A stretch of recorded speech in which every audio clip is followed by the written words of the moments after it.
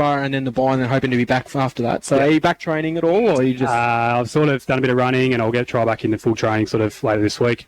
Excellent. How do you see the game playing out today? Obviously a big test for your young Magpies, but do you think they'll be up to it? I think so. Yeah, it should be a written game. Beautiful day, so a bit like last week, I hope we can stick with them and hoping to start that lapse in that last quarter like we did, but if we can be competitive, sort of play our way, I reckon we could go a long way into this. You'd be a bit envious not being able to play on a beautiful day like today, looking out here, the sun's shining here at the famous QEO. Yes, spewing. As a forward, there's not much more room on a ground of footy, so it is hard to watch.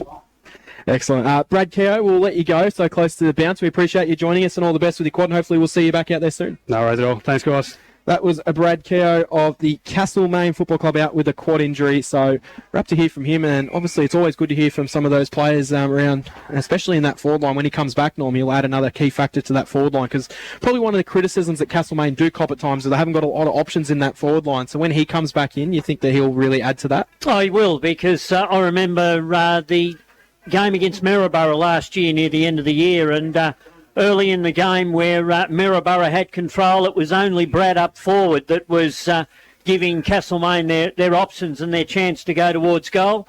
And I think they've probably lacked that this year, because you've got Hartley up there, you've got Greaves that's played one or two good games, but you need another one up there that can lead, that can make himself available and demand the football. And that's certainly what Brad did that day against Maryborough. So, obviously, before we get into the bounce here, we've had a ripping pre-game. Michael Hartley, Bryce Kerr and Brad Keogh. Always good to hear from those three. But, Norm, before we get into this game and deep analysis, round 9 of the Loddon Valley Footy League kicks off today. Obviously, the week off for the King's birthday last week. Morong, Inglewood, Midiamo up against Newbridge, Maiden Gully against Pyramid Hill, and Calville United against Bridgewater. Do you see any of those games as a game that may come into a close game? Probably looking at that on paper, you probably would suggest not.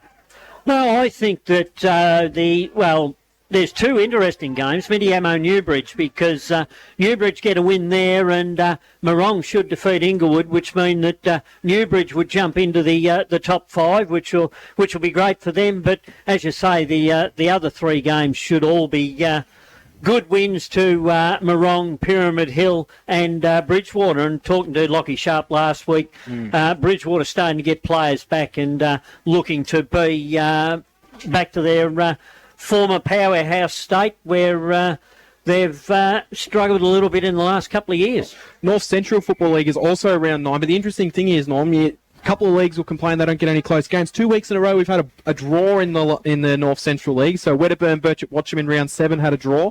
Donald and Bort last week had a draw. So right. How do you see any of the games today going down to that close for a draw? You got Charlton and Sea Lake Nandaly. Bort takes on St Arnaud. Wedderburn up against Donald, and Witchy Proof Narraport will take on Nullawall. So how do you see those things out? Are we on for another draw potentially? The Wedderburn Donald could be a close game. I mean, Donald there in the 4, currently third on 18, and Wedderburn outside the 4 on 14. So it's that should be the interesting contest of the day. You would think Bort will be too good for St Arnaud. Sea Lake Nandaly Tigers sitting second at present behind Birchip Watcham should be too good for Charlton. And Nullawall should get the job done over Witchy Proof Narraport, which would nearly say then that Witchy Proof Narraport can't play finals. So there's a little bit of expectation there with that one. But I think that, Nullawall should be a little bit too strong. Cracking league out there in the North Central Heathcote League, round 10, Leachville Gumbauer up against North Bendigo at Leachville. Heathcote take on Colburn Avon White Hills against Lockington Bermorm. Huntley and Mount Pleasant round out round 10. We'll keep you up to date with all the scores as they come through from around the grounds and around the leagues. But we are here, round 9 of the Bendigo Footy League, and the reserves have just finished up. The Sandhurst Dragons 11-11-77 running out victors over Castlemaine 4-5-29. A pretty competitive performance from that Castlemaine side in the reserves. John, we'll be hoping for much the same in the seniors. Yes, let's hope so, Cam, based on what we saw last week. But we've mentioned that Castlemaine might be a little bit banged up, but so are Sandhurst, so no excuses out there. You know what, Cam, as a supporter, as a member, as a follower of football, and Don, you can relate to this, I don't mind watching any side getting beat as long as they have a crack and the effort is there and the intensity. So if at the end of the day you're not good enough, you're not good enough. So that's what my expectation here is this afternoon, whether it be 20, 40, 60 or even 100 points, as long as we get that effort.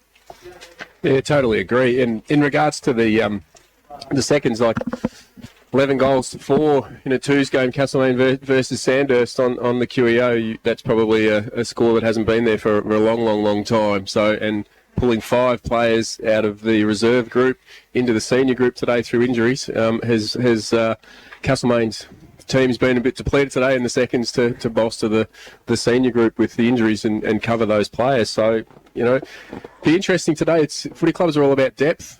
And in the past, Castlemaine's been on the phone early on a Saturday morning trying to round up 5 players. So it didn't look like that was an issue today. And to be competitive when we're talking about Castlemaine, that's a huge positive. Yeah, well, if you take that a step further, Don, the second quarter, Castlemaine 3-3 to Sandhurst 2 straight. So they won one quarter for the day. It's probably a long time since the Castlemaine reserves have taken a quarter off Sandhurst. So certainly it's the club all round is a lot better this year than it has been in years gone by. Yeah, and considering that Sandhurst 2's won the premiership last year. That's right, yep.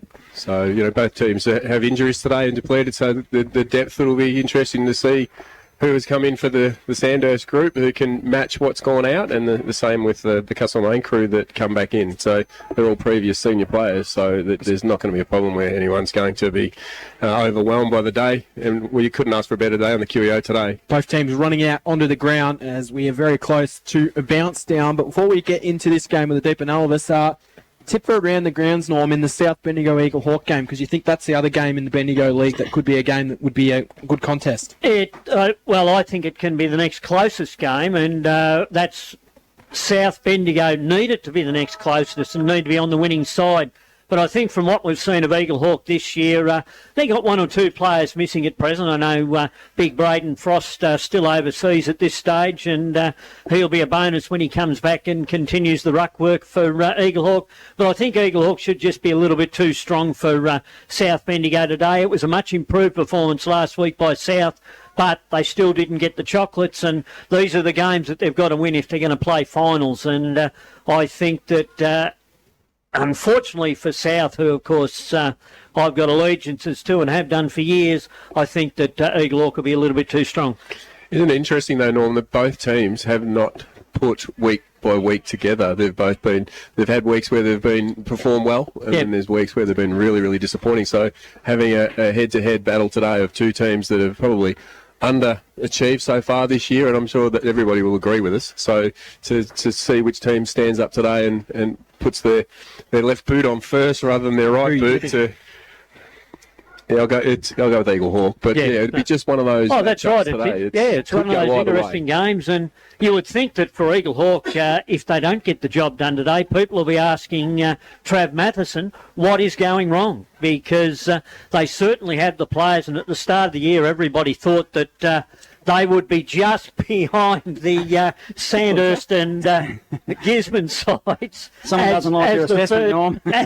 As the third best team in the comp, but as you said, Don, they haven't been able to perform consistently week in and week out. So I'm taking Eagle Hawk in that game. Obviously, we've seen South and we're quite disappointed. Johnny, Eagle Hawk as well, I would assume. By a long way, just based on what I saw. But obviously, you said that last week, and I said the Blood. You gave the Bloods a real baking in the pre-game last week, and I said that they'll be competitive, and they weren't disgracing against Golden Square last week. I just called it how I saw it, Cam. I'd seen them against Sandhurst, and I stand by that. I didn't see them last week, but I think the scoreboard. There's nothing to go by. Yeah, you were a little bit shocked about that, weren't you? Well, I think, you're not going to give Kangaroo Flat any chance. Anyone here giving Kangaroo Flat any chance against Gisborne down there? No. You think Gisborne win that one comfortably, and of course we all know where Maryborough is, so they'll be up against it against Strathfield, so we hope they can put together a competitive performance. But we're only minutes away from the bounce here at the QEO. And we're going to go around and find out who we think will win this game and why. Well, before I tell you that, Cam, you might notice I'm puffing because I ran 10 metres down to the bench. A number change at Castlemaine, if you're playing along at home. Tyson Jackson, take him away from number 24, and you can put number 21 on his back. So that's the only change that I picked up when they ran out here. Who's going to win and why? So John Watson passed his fitness test and McLennan remains as emergency. Yeah, well, there's 2 McLennans out there. Curtis is the one that's playing, who's showed some real form, and Campbell McLennan as well. But so Campbell McLennan was named, but he's not playing now. He's listed as the emergency because John Watson passed his fitness test, as Don mentioned on pre-game. Yeah, I did, didn't I? Who are you tipping and why? Who are you tipping? Come on, Don. Oh, it's Sandhurst by a bit. Yeah, define. What would your best case and worst case scenario be? I mean, it's probably obvious, but what the worst case scenario is? Look, they were really good last week. They're competitive for 3 quarters, but it just goes to show you I think they brought in 3 or 4 players last week that upsets the structure of the team. I know I spoke positively about Neville Jetta playing a really positive role.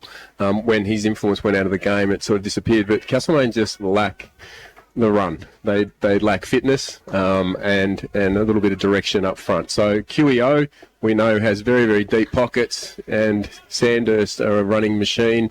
I made a comment earlier in the week to my son who played the 2020 matches of cricket here, and I know that it's every team that if you lose a grand final, I remember that when talking pre-Christmas, the Sandhurst boys meeting in front of the canteen, 6 to 8 of them off for a run in the start of cricket season. So they've obviously put some load into their legs, and I think they might run away with it quite easily later in the game. And Norm, before we get your run on the game, John, the toss of the coin's been run and done. Lockie Tardew, Bailey Henderson, who are the umpires and who won the toss, and where are they going and why? Wow. Where they're going is to the Barnard Street end. That is Sandhurst. They won the toss. Lefty, a radio dial. Yeah, where now, excuse my ignorance, but I noticed when I ran up there before that the old South social rooms is gone. Now, Where have you been all year? It was gone in the pre-season. Ridiculed. How long's it been gone for? Yeah, how many games of footy have you called in this year? Well, it's tucked away in the corner, isn't it? What? They got knocked down nearly at the end, pretty much as soon as the season finished last year. Yeah, I was watching cricket here and I saw them come down. Well, I'll just slowly update. It's not like you, but come on, John. Back in October, they came down. Come Is on, that Don. why you ran so far? You were trying to run to the rooms down there and you realised they didn't exist, so you kept running. Jeez, it's a bit bare around here. Come on, Norm, tell us who's going to win and why. Well, I think I've got to go for Sandhurst. I think last week was a real wake-up call for Sandhurst. They went to Strath expecting to win. They thought they might have won by more than what they did, and it was a credit to them that they were able to come back late in the game when it looked as though Strath were going to finish all over the top. They've got probably one of the most unheralded backlines in the Bendigo Football League. They do the job week in and week out. No questions asked. It doesn't matter who you put down there. Liam Island's been one of the ones that's been down there for quite a number of years now and seems to be able to lock that together. They've also got a great forward line, Maxted, Wright, and you add to that Fergus Green this year. Also, their midfield, led by Tardrew, can come in and kick goals. You've got 8 or 10 players that kick goals each week. So I think that even although you look at Castlemaine, Hartley, Henderson, no Huntley, but Greaves up there, they're all capable of hitting the scoreboard big. But I think that Sandhurst will just have a little bit too much run for the young Castlemaine side today, and it should be a good learning curve for the young boys today. Yes, well, I think that Castlemaine may stay with them for a half, and then they'll kick away at Sandhurst. So let's get things underway in round 9 at the QEO, where local footy lives at Fresh Bendigo. Here's the powerhouse, Cam Power. Umpires Osborne and Hutchison this afternoon. Ball goes up into the middle of the ground. Sandhurst will try and win the first ball forward. Tardew with the first kick of the game. It goes inside forward 50. Mark dropped in defence there from Hartley. It'll be a bit of a shaky start for him, but it's going to be a free kick for a hold. So is it going to go the way of Sandhurst or Castlemaine? I think it's going to go the way of Lockie Hood for Sandhurst. Yes, tried to pinch an early kick there, the Sandhurst player, but it certainly wasn't play on. Well, he quickly handballs off. It's going to be a running through Jake McLean, who dribbles. Well, it was an ordinary kick towards the top. Not sure the handoff was the right option. Intercept mark for the Magpies. And they'll bring it back into play deep in defence. But they survived the first inside forward 50 of the game. Johnny Watson kicks it out from the back pocket. He sends it beyond 50 along the boundary line, and over it goes. And first possession in the forward line, Don. Yeah, interesting that Hartley's lined up at centre back. So that's a good thing. I've been saying that he probably played a bit more of his footy back there. So it's probably not a bad start, other than the free kick that he just gave away. Umpire will throw it in. It'll be Sexton doing the ruck work. He punches it forward, but John Watson swooped on it on the left. He sends it down the wing. Looks for Ashton Keogh. He collected the footy, then tackled well. Sandhurst did well. Cooper Smith on the end of a handball. He'll send it inside forward 50 for the Dragons. Danger sign for the Magpies. Got a lot of it. Fergus Green didn't quite mark it. Castlemaine under pressure. Sutherland just dished out a little bit of a handball and a stoppage at the front of goal. Sandhurst deep in attack. Yet to score. 1.5 minutes in the opening term. Local footy lives at Fresh Bendigo. Balled up in the pocket. Looks like Sheehan's going to be matching up on Green down there, the key matchup that we spoke about pre-game with Michael Hartley. Ball goes up and comes back down, so we'll have another ball up again. Maxted's gone in the ruck for the Dragons, couldn't quite pull it down, spills to ground. Coughlin's going to try and emerge with the footy, couldn't quite take it. Staggs in there. Mass pack of players around. Eventually Coughlin fed a handball off to a teammate who got the kick out of there. It might have been Lockie Hood. His kick goes out of bounds on the full. And you're used to one redhead dominating possession in Noah Walsh. She's not out there today, so we'll be able to pick Lockie Hood up a little bit easier, John, but his first kick's gone out of bounds on the full. Yes, and interesting to note that a couple of times we've had ball-ups, Darby Simmons has gone and stood right beside Stagg for each of those ball-ups. So Nick's going to have his work cut out today with young Darby following him around. It'll be John Watson to bring the ball back into play. He'll chip it short and find a teammate in the back pocket. The Magpies will look to bring it out of defence. So under pressure early here, the Magpies, the QEO. There's no score on the board as yet. It's a long kick to the wing. Geez, he had some distance on that, and it might be a mark to Sexton. It is. So Sexton of the Dragons looks forward. Awkward looking kick. It'll go shallow inside forward 50. They'll set themselves. Good strong mark by Air. Air plays on quickly. He'll spread it across half back to Woodman. Woodman was good against Kangaroo Flat a couple of weeks ago when we saw him. He was in one of their best. He'll kick it to the Wilkinson who plays his 50th game here. Feeds it off by hand. Simmons wasn't ready for it. Wilkinson gave it to him a little bit too quickly. Now it's a contested ball. Wilkinson again. Simmons by hands. Grieve received by hands. On the wing, short pass. Hits up Hood. So Hood's got it for the Magpies. Of course, Jackson Hood for Castlemaine. There's also a Hood out there for Sandhurst as well in Lockie Hood. And they're both wearing number 22. So 2 Hoods and 2 22s. That's the interesting fact for the day to get us going. He chips short to Wilkinson. 60 metres out from home. He thought about going, but he's going to slow things up. Greaves is leading into the pocket. That's where he's going to go. It's a little neat pass, a little bit short. Greaves will come out. He handballs and kept it back into play. Would have been better taking that off the boundary because he's given it straight to Ireland. Ireland to Smith. Tried to go back to Ireland. Smith recovered. Then they get it out wide. Palprat was in there. Comes to Tarju. Got around the Simmons tackle. Handballs to Wharton. Then Wharton gives it off to Palprat again, who was taken in a strong tackle, but they managed to work it out to Coughlin. Coughlin hard up against the boundary. He's pushed as he kicked and it's gone out of bounds on the full. Good pressure early from the young Magpies. You've got to be happy with the pressure there. That's the overuse, though, of Sandhurst with handball across half back. Got themselves in trouble, didn't it? They tried that last week, though, Don, too, and it got themselves in trouble against Strath. So Air with the footy. Ryan Air. He goes. Geez, it's a good hard bullet pass. Free kick to Moran. Will Moran comes into the side this week after 2 weeks off, playing in the Magoos. Coming in with some red-hot form. He's too far out to score. Wearing the number 9, famous Guernsey from Castlemaine. Oh, it's a beautiful looking kick. It spins nicely into the pocket. Shark by Henderson. Henderson to the Magpies. It goes up the chimney. The Dragons under pressure here. Murley swoops on the ball and puts the first one through for the Main. It might be the first time and only time they lead of the game, but boy, oh boy. What a start by the Magpies. On this start, they're here to play. Score sponsor is Don Is Good, where local footy lives at Fresh Bendigo. Castlemaine lead 1 goal straight to 0. Welcome back to the QEO for Zave Murley. Previously wearing a Golden Square jumper premiership. Look at that finish. You can't ask for any better, can you? Yes, that was excellent there, Don, and it was excellent work by the Castlemaine forward line. Once they got the ball in there, unlike Sandhurst, they were able to lock it in and keep pressure on the Sandhurst defence, whereas Sandhurst didn't do that up the other end early in the quarter. Back in the middle we go. Sexton won it down, but it's Sharksburg forward. Simmons across half back for the Magpies. Tried to send it wide. Kick didn't quite find its intended target. It was a bit of a grubber. So Stagg will receive the footy, but his kick will be smothered. Chance for Air. Tried to shrug off the tackle from Stagg. Did well to fight through it. Umpire crosses his arms and says, well, ball. That probably would have been caught holding the ball in the AFL, I imagine, that one. He did take on the tackle. Ball up, 50 out from home. Umpires Hutchison, Paul and Marcus Osborne this afternoon. Your men in charge with the whistle. Ball at the bottom of the pack. Philo's underneath the bottom. Ball couldn't quite spill out. Umpire letting him play. Eventually crosses his arms and says, we'll ball it up. Right in front of the players' race.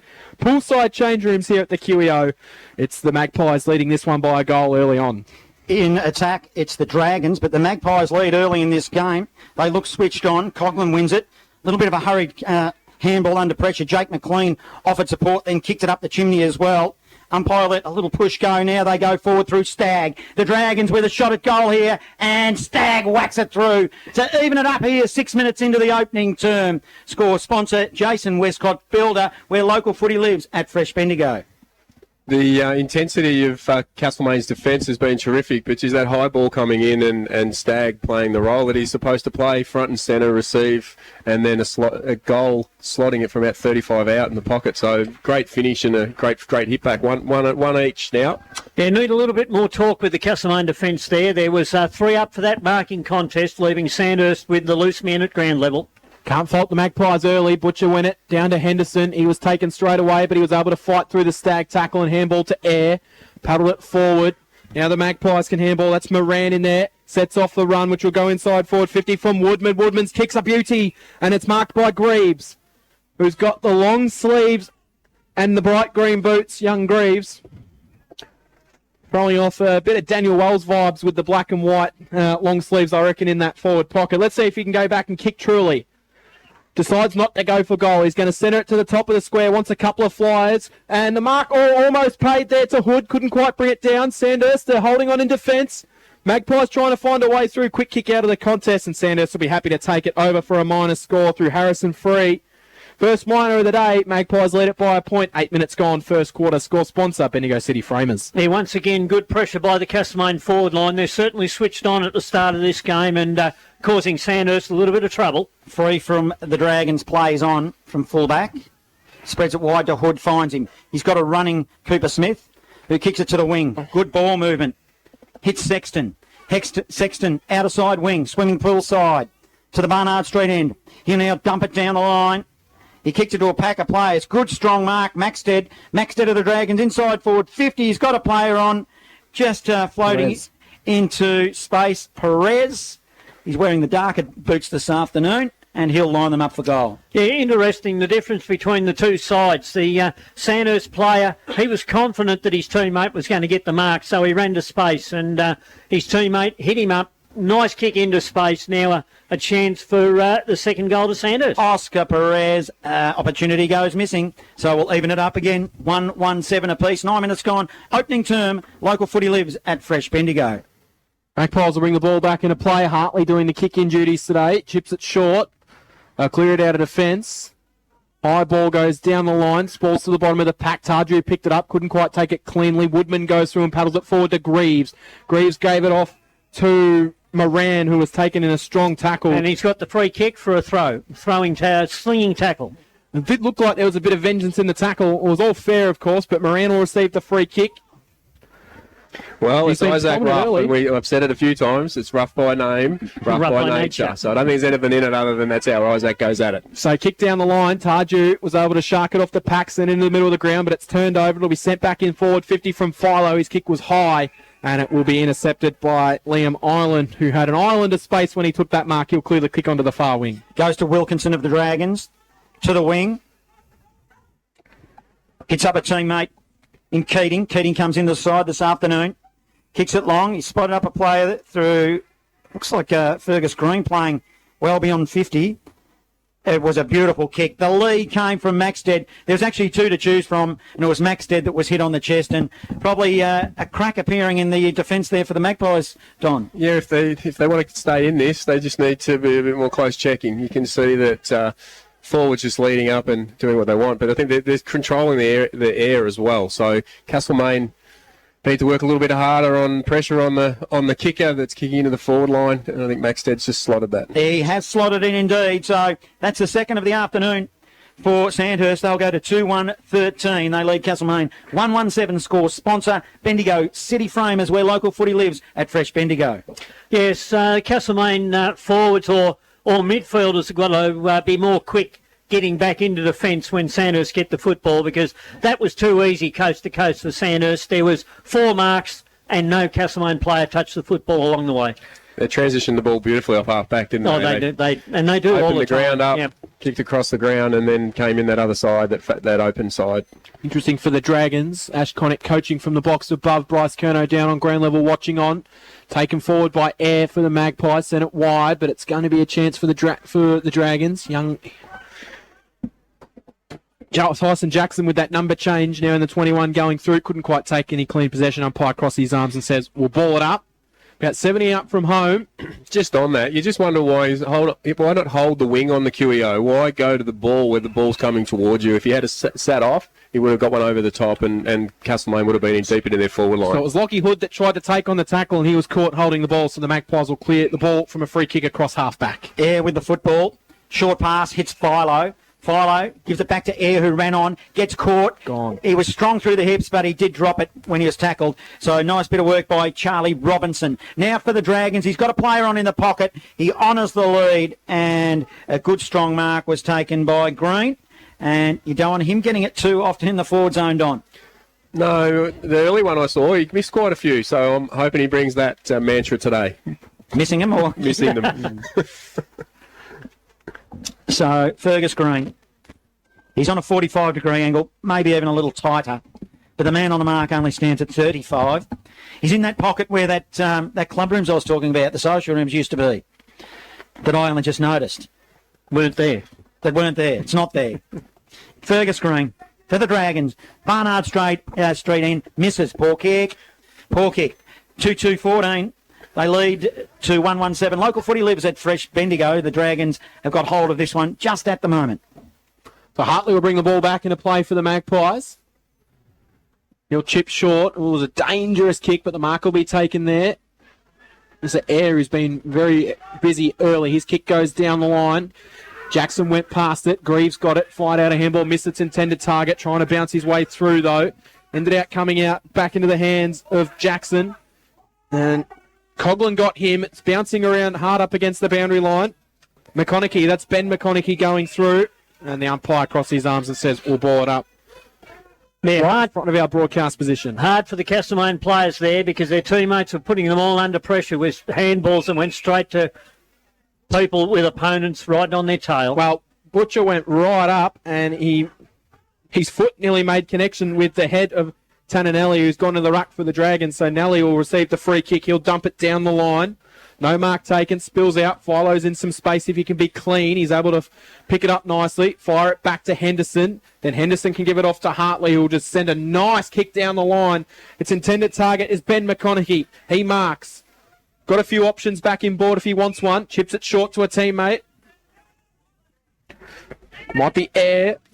He's been very, very prominent early. Of course, Vic Country representation earlier this season. Sends it down the line. Island will take the intercept mark for the Sandhurst Dragons. He's on half-back. He'll spread it wide to Alex Wharton. From one half-back flank to the other. Then he goes to the wing. They're out here, the Dragons. They'll move it. Handball on to Cooper Smith. Backdoor to Wharton.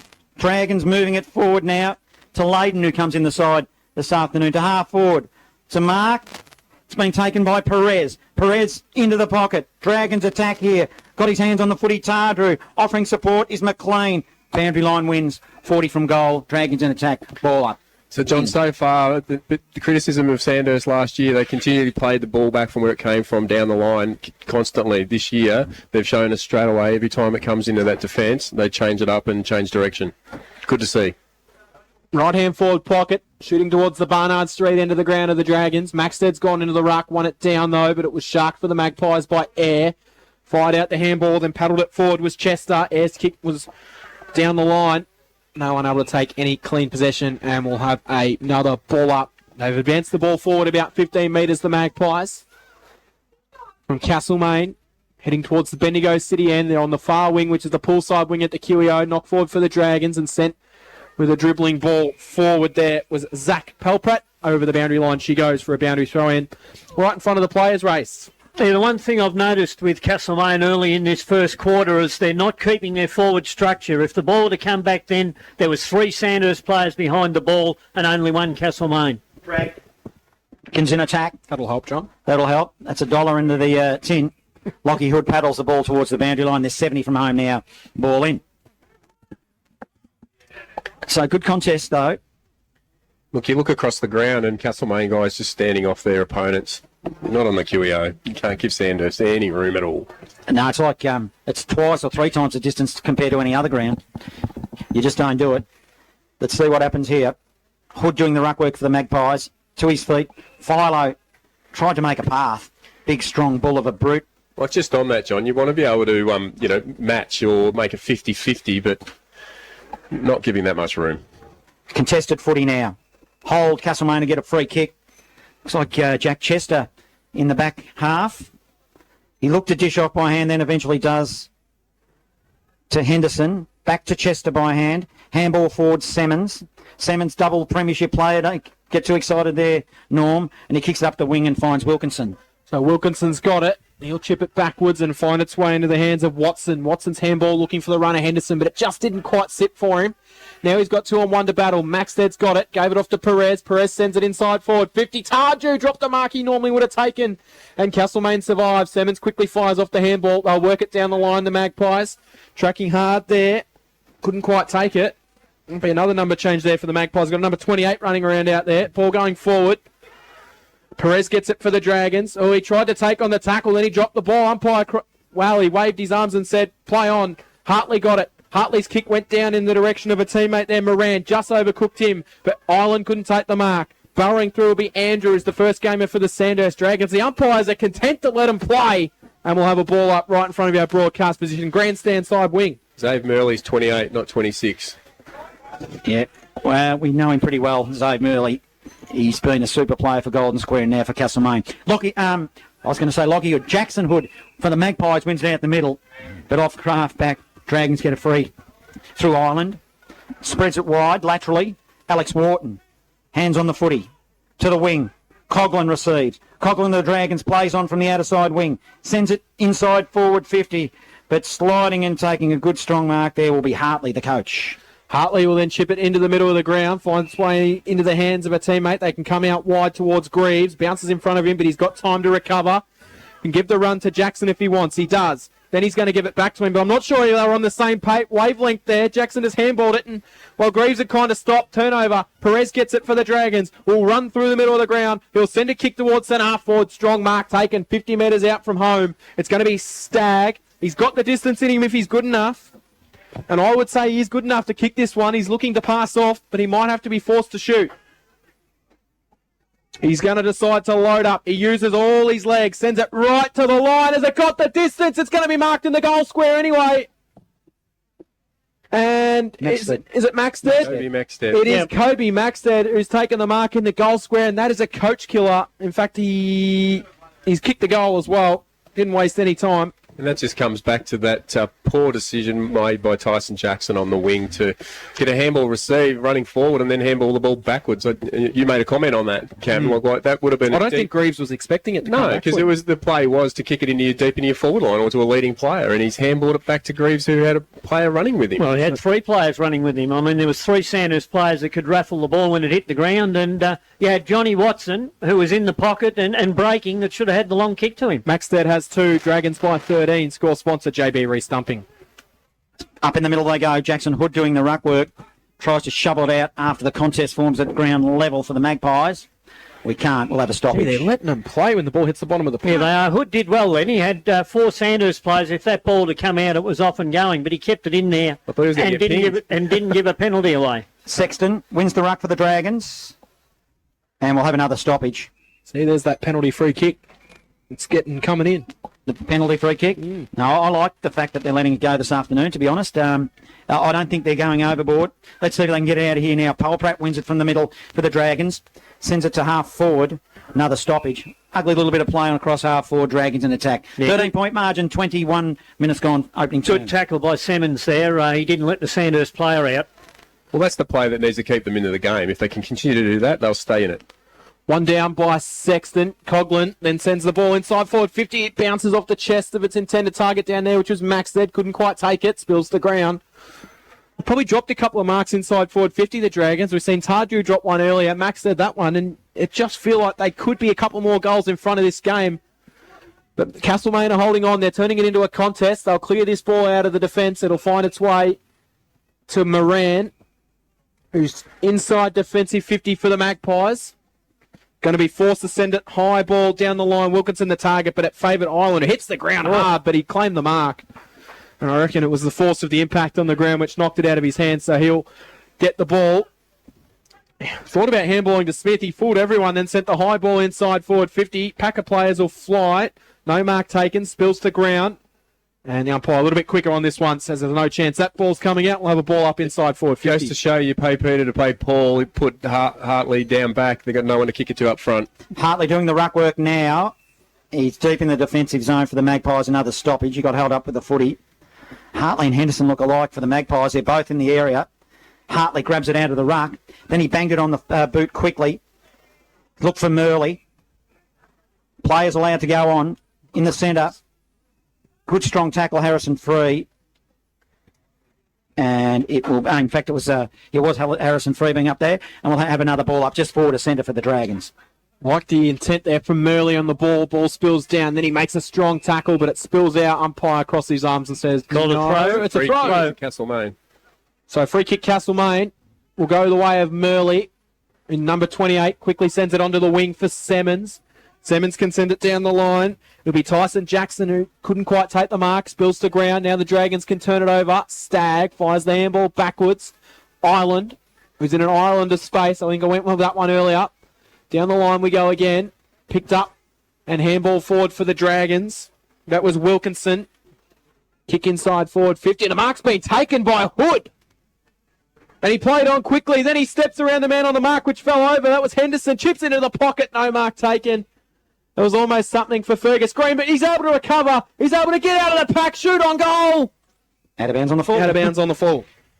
Gave it a big wrap and no score. 13-point lead to the Dragons, 23 minutes played in the opening quarter. Score sponsor, Bendigo City Framers. Yes, Fergus Green moving around well up forward for Sandhurst. Had a couple of shots on goal and one out in the full and one behind so far. So Magpies have it in the back half through Philo to Hartley by hand. Hartley, I don't like the kick. He just dumped it down the line. Kicks it to a pack of players. Greaves is in the area, manages to win it. Just tumbles it along the ground. Butcher involved. Layden wins it for the Dragons. On the wing. Sends it shallow inside forward 50. Another turnover. Matty Philo. Philo now. Right half back. He'll go backwards in order to go forwards. Hits Hartley, who's sitting in the back zone. Hartley short pass. Finds Air. Air by hand, back to Hartley. Magpies swap it from one side of the ground to the other. Semmons receives a mark. Semmons kicks forward to the wing. Sutherland probably should have marked it. Turnover now. Now it's the Dragons. Free, runs a long way. Gives it to McLean by hand. Dragons inside forward 50. They've got a player, it looks like Wilkinson, who's at the top of the square and runs in unchecked and slams it through for another one for the Dragons. So that takes the Dragons to 4-3-26 leading. Castlemaine 1-1-7. Score sponsor, JB Re-Stumping. Local footy lives at Fresh Bendigo. Geez, drop catches hurt, don't they? Sutherland's drop mark out on that wing and then the turnover, rebound from Sandhurst. And then it's the easiest of goals. You won't see any easier today, I don't think. The biggest problem I'm seeing Castlemaine having at present is that they're not keeping their structure up forward. Players are trying to be being drawn towards the football, and they've got nobody to get it out to when they do get it. You do look inside that Castlemaine forward line. There's not much height in there at the moment. We've got Greaves playing as the deep forward. Probably traditionally a small forward, you would imagine, but being forced to play that role with Hartley sitting in the back line. And we know in cricket the catches win matches, as you mentioned before, and it's no different to footy. One down. Henderson will then receive it, give it off to Philo. Back to Henderson. This looks a little bit better as he sends it out towards Johnny Watson, but the kick just misses him and chases hard, but he's unable to bring it back into play. And it just needed to sit that kick a little bit, and they were away to the races through Watson, but it didn't, and it's over the boundary line for a boundary throw in. Far side pull wing here at the QEO. Yes, need to smarten up their execution, especially when there's no pressure on the ball carrier. Throw in on the far wing. Sexton wins it down, looking for Tarju. Took an ordinary bounce for him. It spills out, though. Taken in the tackle there for the Magpies was Frankling, but they managed to spill it forward. They're still hard up against the boundary line. Eventually, it goes over for a boundary throw in. So, Castlemaine trail, it's 26-7. Dragons lead this one. Out of side wing now. Umpire will throw it in. It'll be Sexton against Butcher of Castlemaine. Two young, good players. It's a contest. Sexton wins it for the Dragons. Lloyd, Butcher got over his shoulder and Dragons will get a free kick. for one too high. So Sexton, in fact, it wasn't. Yeah, I thought they was trying to do the old sucker job. Sexton short pass hits McLean. Handball forward. They'll work it now. Free. Goes to Keating. Keating and the Dragons just forward of centre. Inside forward 50 he goes. The target will be Green. Hartley gets his hands on the footy. Front and centre was a handball over the top to Green. It came from Robinson and another easy goal for Sandhurst, and they kick away 5-3-32. Castlemaine, sorry? 5-2. 5-2 rather. 5-2. And thanks for chirping in there, Cam. Score sponsor is Don is Good. Local footy lives at Fresh Bendigo. And there's another example of a drop catch from Hartley. Yes, true, you're right there, Don. But the thing is, when the ball's going to ground, the Sandhurst players are on the move at the drop of the ball. The Castlemaine players are proactively waiting to see what happens. Just spectators right now. Yep. Witches' hats. Back in the middle we go. Ball spills, hits the bottom of the pack, and we'll pull it up. Around the grounds, Gisborne 4-6-30, Kangaroo Flat 2-1-13, Eagle Hawk 4-10-34 to the South Bendigo Bloods, 3 straight 18, 4-10. That's not good kicking for Eagle Hawk. They lead that one though. Back in the middle. Order again. Umpires Hutchison and Moran this afternoon. Spilling down. Working forward. One forward there from Murley. Henderson will emerge with it. Will fire out the handball off to Woodman. Woodman's got some space. Will chip short just through the fingers of Jackson Hood, who couldn't quite take it down. Dragons will get it out. They'll clear the kick up towards centre wing. Henderson dropped another mark he should have taken. It seems to be a bit of a theme. It's contagious at the moment. Ball spills to the bottom of the pack. And keep an eye on Henderson. He's down clutching at his ankle there right in front of us. He's gone in. And he looks like he's in all sorts of pain. Yes, that was from that last contest, Cam, and I don't blame him for dropping the mark when he was on the ground trying to mark the ball and more worried about an injured leg. So, game stopped for a moment as the trainers come to him, but he waves them away, and I just feel like if the umpires are going to stop the game, the player has to go off sometimes. Nothing annoys me more when they stop a game and the player gets up and continues to go on. But anyway, it's a gripe for another day. Dragons will get it out of there. Comes out to Air. He'll send it down, but it's a 3-on-1 situation. They'll raffle it off to who wants it, and the mark will eventually be taken as easy as you like. And it'll be Lockie Wright who will chip to find James Coughlin. Coughlin now, half-back, into the middle. Alex Wharton has a lot of the footy this afternoon. He's got run and support through Cooper Smith. Dragons will go forward now. It goes to the back of the pack. Magpies will mop up. Air receives a little short pass. Magpies across half-back. Woodman marks it from one half-back flank to the other. We'll bring it down broadcast side. Short pass forward. McConaughey receives. He'll look further afield. Hasn't got a lot on offer. He'll be asked to play on by the umpire in a minute. Now he goes. 50-metre ball to half forward. Hard up against the boundary line. Ireland had rear position for the Dragons. Had his hands on the footy. And that's the quarter-time siren. Here at the QEO, Sandhurst lead 5-2-32 to Castlemaine 1-1-7. Let's go around the grounds for an update. South Bendigo at South Bendigo, Harry Trott, 3 goals straight, 18 trail. Eagle Hawk 4-10-34. And in other games, Gisborne 4-8-30 lead, Kangaroo Flat 2-1-13. And the Storm, big leaders, quarter time 13-14-92 to Maryborough 1-2-8. And here at the QEO, the home of country football in round 9, quarter time Sandhurst 5-2-32 lead Castlemaine 1-1-7, where local footy lives at Fresh Bendigo. It's the Bendigo Football Netball League top 5 for round number 8. Coming in at number 1, Zach Bolger here from Eagle Hawk. He had to think quick. He got it, snapped it, put it through the goals. Great work there, Zach.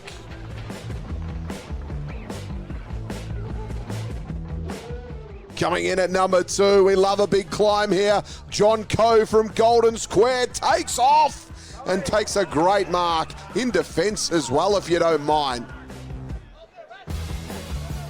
Coming in at number 3, it's Bailey Henderson here from Castlemaine, gives the don't argue, spears a pass in, follows his work up, which is impressive, gets it and bends it back all the way home.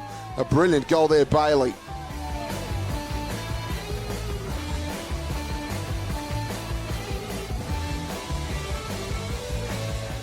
Number 4, it's Jack Stewart here from Golden Square, tucked against the boundary line. A plethora of players in front of him. He snaps it. Oh, yes, he does. What a great goal by Jack Stewart.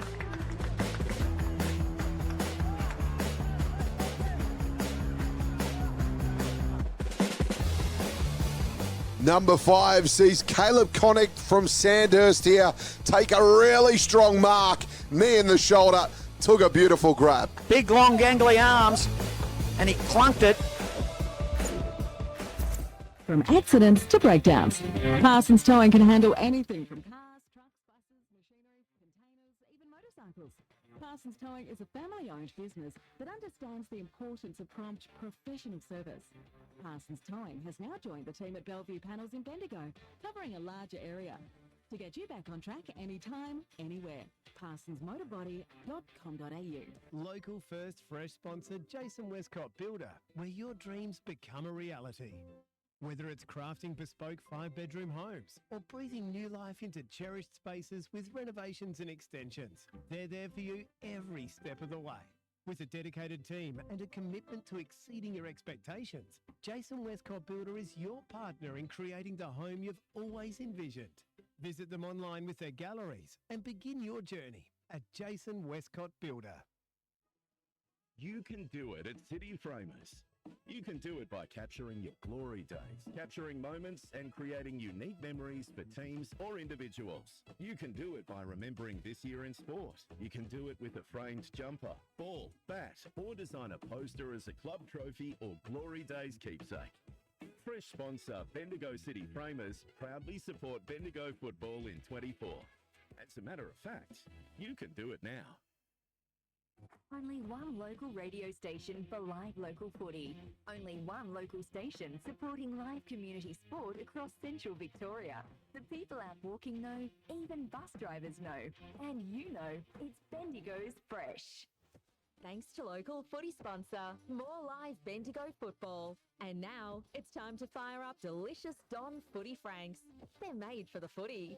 Is Don, is good. Quarter time here at the QEO, where Castlemaine are trailing Sandhurst. Sandhurst dominating in the second half of that first quarter, if that made sense, where it is 5-2-32 to Castlemaine 1-1-7. In North Central, quarter time, Bort leads St Arnaud 4 goals straight, 24 to St Arnaud 2-2-14. And Wedderburn 3-3-21 lead Donald 3-1-19. Yeah, in that first quarter, I thought better players for Castlemaine were Ayr. Butcher in the ruck, he tried his heart out.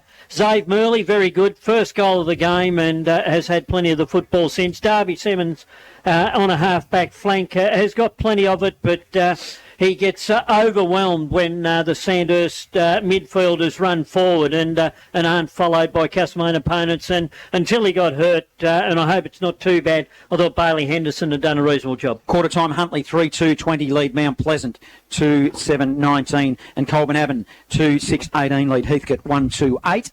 Wow. Yeah, better players for Sandhurst. Lockie Hood in the middle is leading by getting to the fall of the ball a little bit quicker than the rest of the Castlemaine boys. Alex Wharton's been good. Liam Island, I don't know how many he's caught down back, but he should play cricket because he's not dropping catches. And up front, Max Stead and Green, just to raffle who's going to kick your goals. Well, the goal kickers, you mentioned, Max, that he's got 2, Fergus Green, Nick Stagg and Matty Wilkinson are the other goal kickers in this game, Johnny. Yeah, and Sandhurst taking an awful long time in their huddle. They are. So, what are your initial thoughts on the Castlemaine performance? Really, let's be honest.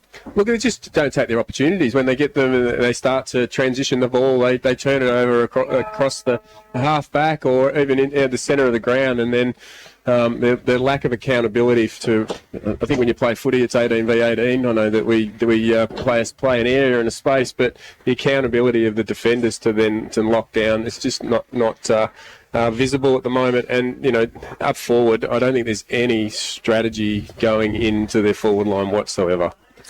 Yes, the first quarter for me has been the experience of Sandhurst has shown out in transition, and Castlemaine aren't able to get back quick enough when Sandhurst are going forward.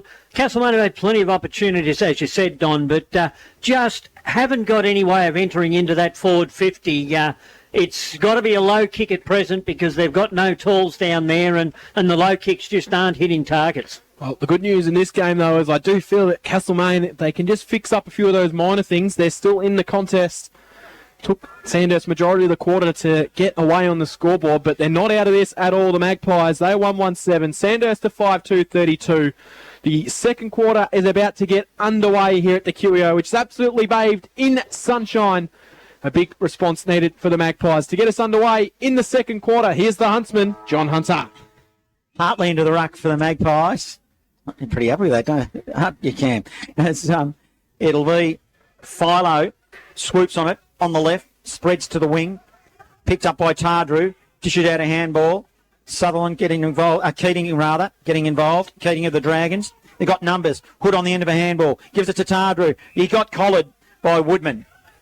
Advantage paid, it's not. So Lockie Tardrew on the wing, broadcast side, gets a free kick. Well, it was, but then it wasn't, so... It was well umpired. Not sure how... It was. Don't often say that, do we? All the time, don't we? Don. Yes, John. Tardrew, high ball inside, forward 50. Wilkinson of the Magpies flew, couldn't take it, spills out wide. Simmons is there if he can get it, but eventually Wilkinson in the tackle by Wharton. Both players were happy to see that one over the boundary line. We'll have a throw in. Right on the paint of 50, Sandhurst in attack, heading towards the Bendigo City end of the ground. Right-hand side of your radio dial if you're listening along at home. Or in your car or wherever you may be listening. Throw in on the paint of 50. Maxted goes into the ruck, won it down. Air spins his way through, got some sort of a handball, we'll call it that. It's picked up by Stagg. He's taken in the tackle. We'll have another ball up. There's Philo also looking a little bit sore in front of us there for the Magpies. Sexton gets back into the ruck. Butcher won it down to Stagg. Stagg then fired the handball out wide. Philo goes off the ground, but he kicked it straight into the head of a Sandhurst player. It bounced off him. Wharton picked it up. Dribbling around. Eventually, Stagg will handball it forward. Hood of the Dragons gets the handball forward. It was Tarju, in fact, and it's taken over the boundary line for the Magpies. We'll have it thrown in. Zach Palprat's just given Lloyd Butcher one just to let him know that who's the old stager here. A little cheeky, cheap one. Yeah. Umpire will throw it in now. Across half forward Dragons. Broadcast side. Sexton in the ruck. Puts it to his feet. Contest form. It's pinging around. Ends up with Tardrew. Paul Pratt ran onto a ball that was put into his path. Now he goes shallow inside forward 50. Kobe Maxted Dragons overruns the football. Wilkinson for the Magpies ties it up. 35 around from goal in the back pocket, and we'll have a ball up. Yes, it's been a reasonable start for Castlemaine to start this second quarter. They've kept the pressure on Sandhurst, but Sandhurst have kept the ball in their forward half. Maxted and Butcher. Butcher wins it down. Philo hard against the boundary line, taken over. We'll have a throw in inside the forward pocket. Cananelli in the long sleeves today for the Dragons. Inside forward 50 after becoming a bit of a cult hero in that forward line, kicking 3 crucial goals last week against the Storm. Haven't seen too much of it today, though. Maxted wins it down, but it's knocked forward. Simmons can go through against Tardrew. Tardrew got there first, shrugged his way out of the tackle. He was caught high by Slingo, who was the offender, and I don't think Slingo's too happy with the decision there. Didn't look to be a hell of a lot in that one. No, it wasn't, but Tardrew was good enough to keep the head low, and of course the tackle went up over the shoulders. So inside the forward pocket, right-hand forward pocket, you'll have to kick it all of 45 metres, and he's only about 5 metres in from the boundary line when he does so. So it'll be a tough shot. But he is a superstar player. Lockie Tardrew comes in on the right, sends it goalwards. It starts left. In fact, it's going to go right to the goal square, and a mark has been taken in the square. And that is an absolute coach killer if you're Castlemaine, because it is going to be Fergus Green, who just read it like a book. An uncontested chest mark, not quite in the goal square because he's going to be forced to go around and have to snap it. But an uncontested mark on your chest. Kind of summarises the game a little bit for me. You talk about a coach killer. They had a ruckman. They had Hartley, 5 defenders, and you watch your chest mark get taken. So Green plays on quickly and snaps the ball through for a goal, and their 6th goal is on the board. They move to 6-2-38. Castlemaine 117, a 31-point margin. 4 minutes into the second quarter. Score sponsor, JB Re-Stumping. Local footy lives at Fresh Bendigo. So, Cam, in regards to we had, 3 stoppages in front of us. So I think there was a couple of stops, restarts, and then boundary throw-ins. Sandhurst had 4 behind the footy. Castlemaine must have 4 around the ball and didn't win possession. Is there a problem with that? There is a big problem there, Don. Back into the middle we go. Hartley doing the ruck work against Sexton of the Dragons. Cooper Smith, he just made a path through the middle. He ran and gave it to McLean. Jake McLean. We get the witches' hats out here because Kobe Maxted is on the end of a mark. Yes, it was a good lead by Maxted. As soon as he saw the Sandhurst players break in the centre, he led from almost the goal square and able to take an easy mark 40 metres out. Danger signs here, Magpies. Do you want a head count there, Don? No, I'm just looking behind the ball. It's like Sandhurst's set up behind the footy is fantastic, but Castlemaine, I mentioned it earlier, their accountability of playing on somebody. Well, if they're not hunting the footy... Maxted shot at goal. It's a minor score. What are they doing? 39 playing 7. Local footy lives at Fresh Bendigo. Dragons lead. So he'll be brought back into play by Air. He'll play on out of defence, out of the goal square, send it down the line, but it's a tough kick. Wilkinson flew. I thought he might have got hands to it, but the mark's been taken by Butcher in front of him. Quite often the player playing in front will be awarded those ones. He'll go short to McConaughey. This is Ben McConaughey, who will be forced to chip backwards. It's a short pass. This is better. They're still not dumping it down the line. The Magpies will then clear out. Far side of the ground. Curtis McLennan. So Curtis McLennan will send it forward for the Magpies. It comes out, far wing. They'll work it back in the middle. This is much better possession, as we called by Norm.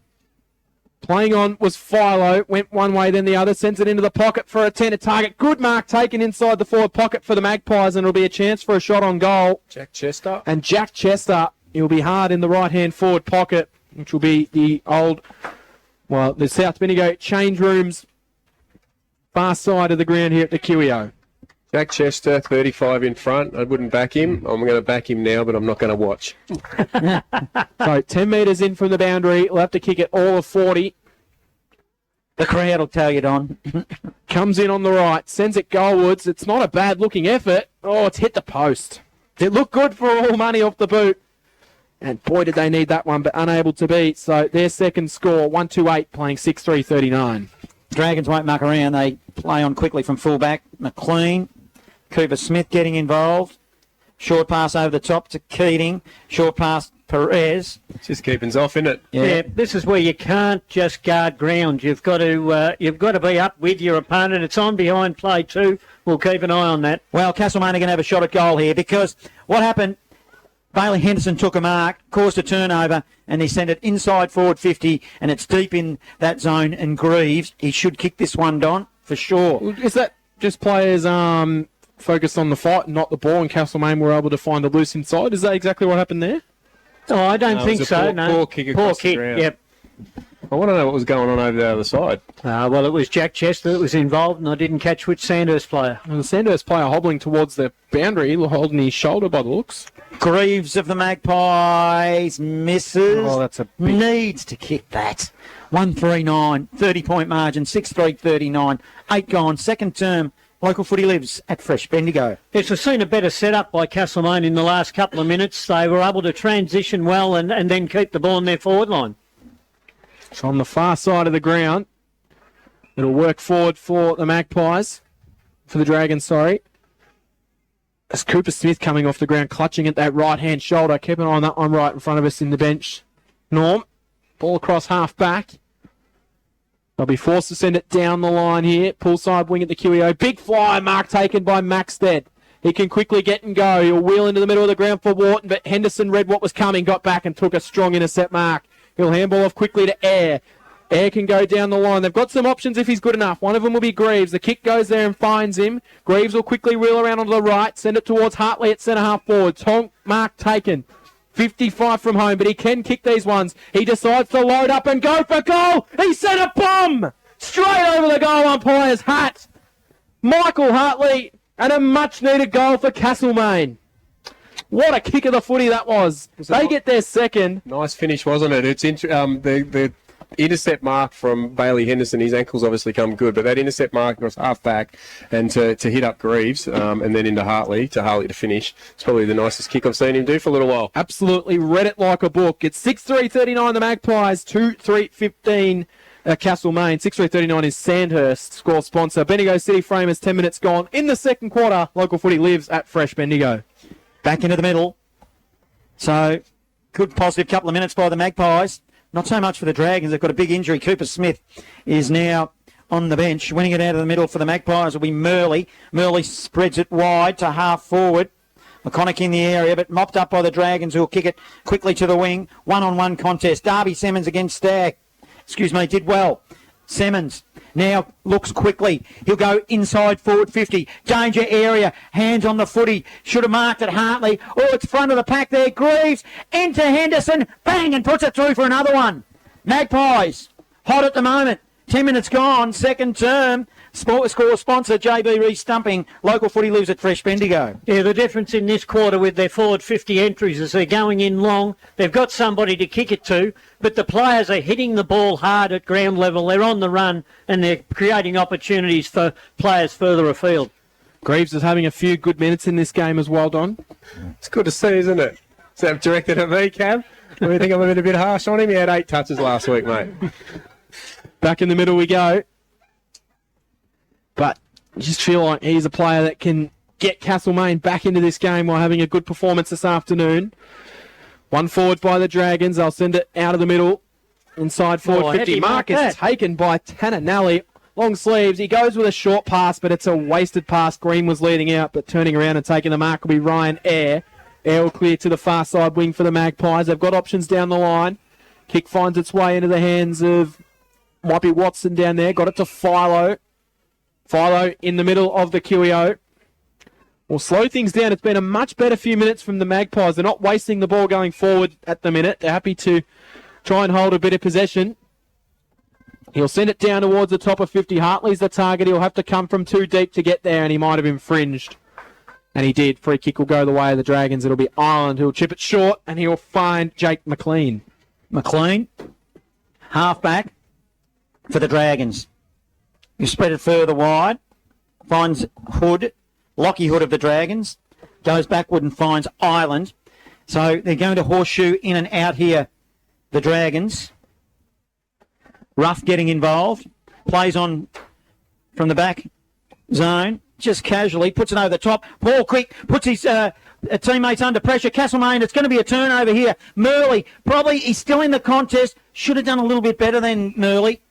They had the chance, and then Dragons killed it with a stoppage, and still 50 from home. We're going to have a ball up. Yeah, that's better from the Castlemaine forwards, though. They certainly kept the pressure on Sandhurst and didn't allow them out. Butcher won it down, but it's going to be sent forward for the Dragons. It's bouncing ball, bounces over the head of Wilkinson, but then it fell nicely for Sutherland. He can clear off half-back, send it down the wide towards Greaves. Couldn't quite take the mark, spills to the ground. Dragons will clear it out. They'll send it down the wing, grandstand side. Eventually happy to see it over the boundary line. Might be a free kick for a push, I reckon, here. It's going to go the way of the Dragons. Another unnecessary free kick goes to Nick Stagg. And what would have been a resulting throw-in is going to be a Sandhurst free kick. So Stagg will play on. No one on the mark for Castlemaine. He'll send it down the line. Maxted went back with the flight, couldn't take it. Coughlin got it. Then he was taken in the tackle by Wilkinson holding the ball. So Liam Wilkinson will receive the free kick. Will quickly wheel and go into the middle. It's a dangerous kick, but it works out okay. It's into the hands of Murley. So Murley's got it. If he didn't hold that, he had 2 Sandhurst players lurking on him, so he did well. We'll send a high ball. Henderson will come forward. Spills off hands to the back of the pack. Dragons can recover. Tarju was clean. Then he fed it out to a handball. Might have been Layden over there. He went backwards to Ireland. Then Ireland chips it out of bounds on the full. A few unnecessary mistakes creeping into this game for the Dragons. The Magpies have put the furnace on a little bit. Short pass to Henderson. He been given the mark. Gets a free, yep. I wasn't sure if he was getting the mark paid or a chop of the arms. Either way, Henderson's got it. 55 out from home. We'll chip it back into the pocket. Mark is taken. Is this Moran? I don't reckon it is. Neither do I. Tyson Hickey. In the blue boots down there. Tyson Hickey, is it? They've got the same colour boots on those two. Don't see too many of those aqua boots flying around. He'll chip it in, and that's a nice pass to Henderson, who makes a lead from outside the 50, but he gets it 10 metres in from the boundary. Be a tough kick from here, though, but if he goes back and kicks this one, all of a sudden we're back to a 2-goal ball game. He probably needs to. He turned his back on it, so let's hope he puts that one through. As the previous coach, never turned the back on the goals, John. No, why are you looking at me, Don? Because you would have done that, but you would have slotted it. No, yeah, I thought you were making a point by looking at me and turning your back to the play.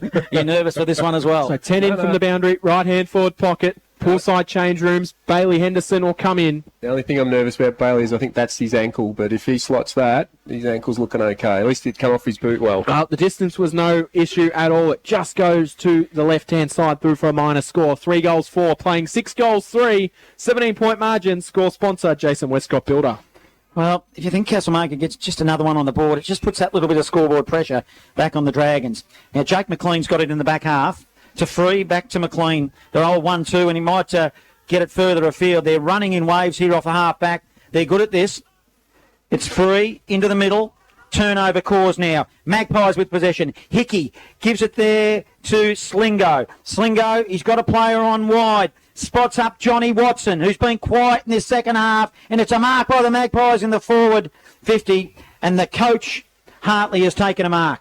Well, he won't have any issue with the distance based on his last shot from here. No, when he flushes them, he hits them really, really well. It'll be just with the accuracy. He's been a little bit unreliable with his accuracy, but if he flushes it, well, we've seen him flush one early, and he hit it beautifully. So fingers crossed for Castlemaine. Going with you, Huntsman, if we get this one. He's had a shot already. No, he short passed it. Well, he didn't muck around. And Bailey Henderson. No. Is it? Greaves. Put your big goggles on. My big goggles on? Well, has he kicked the goal or he hasn't kicked the goal? He hasn't. No, he hasn't yet. No, Greaves. And I thought, well, Henderson's strutting around there. He's got a bit of a life in his step now. Let's see what Greaves does. Directly in front. Makes the goal umpire work, but it doesn't matter. He slots it. So, Castlemaine all of a sudden are competitive again. Another goal. That'll take it, to 4-4-28. They're only trailing 6-3-39 midway through this second term. Score sponsor is Don, is good. Local footy lives at Fresh Bendigo. It's just interesting in regards to Bailey Henderson. Last week with Cal Huntley up front, gives him a focus. Now, Bailey hurt his ankle late in that first quarter. Putting him up front, he's been dynamite. He's been terrific. So let's see if that continues. Yes, and with Bailey up forward and also with Hartley up forward, their defence is holding up well too. Back in the middle we go. Magpies charging. Philo couldn't quite take it cleanly. It was taken as soon as he grabbed the ball. Thought he was going to get through and just bang it forward on the run, but not able to do so. We'll have another ball up again. Magpies pressing. One forward. Ayres got it. Handball. Tarju couldn't quite take any clean possession, but it's kind of surging forward like a rugby scrum. It's gone about 15 metres closer towards the Castlemaine goal. Going towards the Barnard Street end. Again, they emerge with the footy. Going through Moran. Wharton got through, got a handball out somehow. Hartley thought about going straight out of the air. It worked out, though. It's going to be Franklin. Handballed it. They go backwards. This is better from the Magpies. Comes out to Murley. Murley gets it wide. And eventually Wharton, I think, will be happy to see it over the boundary line for the Dragons. But that was a little bit better from Castlemaine. They didn't just blaze away. They were able to hold possession and it'll result in the ball up. Yeah. Ball in, 60 out from goal. Not looking good out at Maryborough. We're going to have a cricket score this afternoon, not half-time yet. Strathstorm have kicked 23 goals already. That game did start at 1:30 though. So was it earlier, was it? Yeah, early start. Well, that makes it a little bit better. So, across half-back now. Dragons, they don't seem to have had inside forward 50 for quite a while.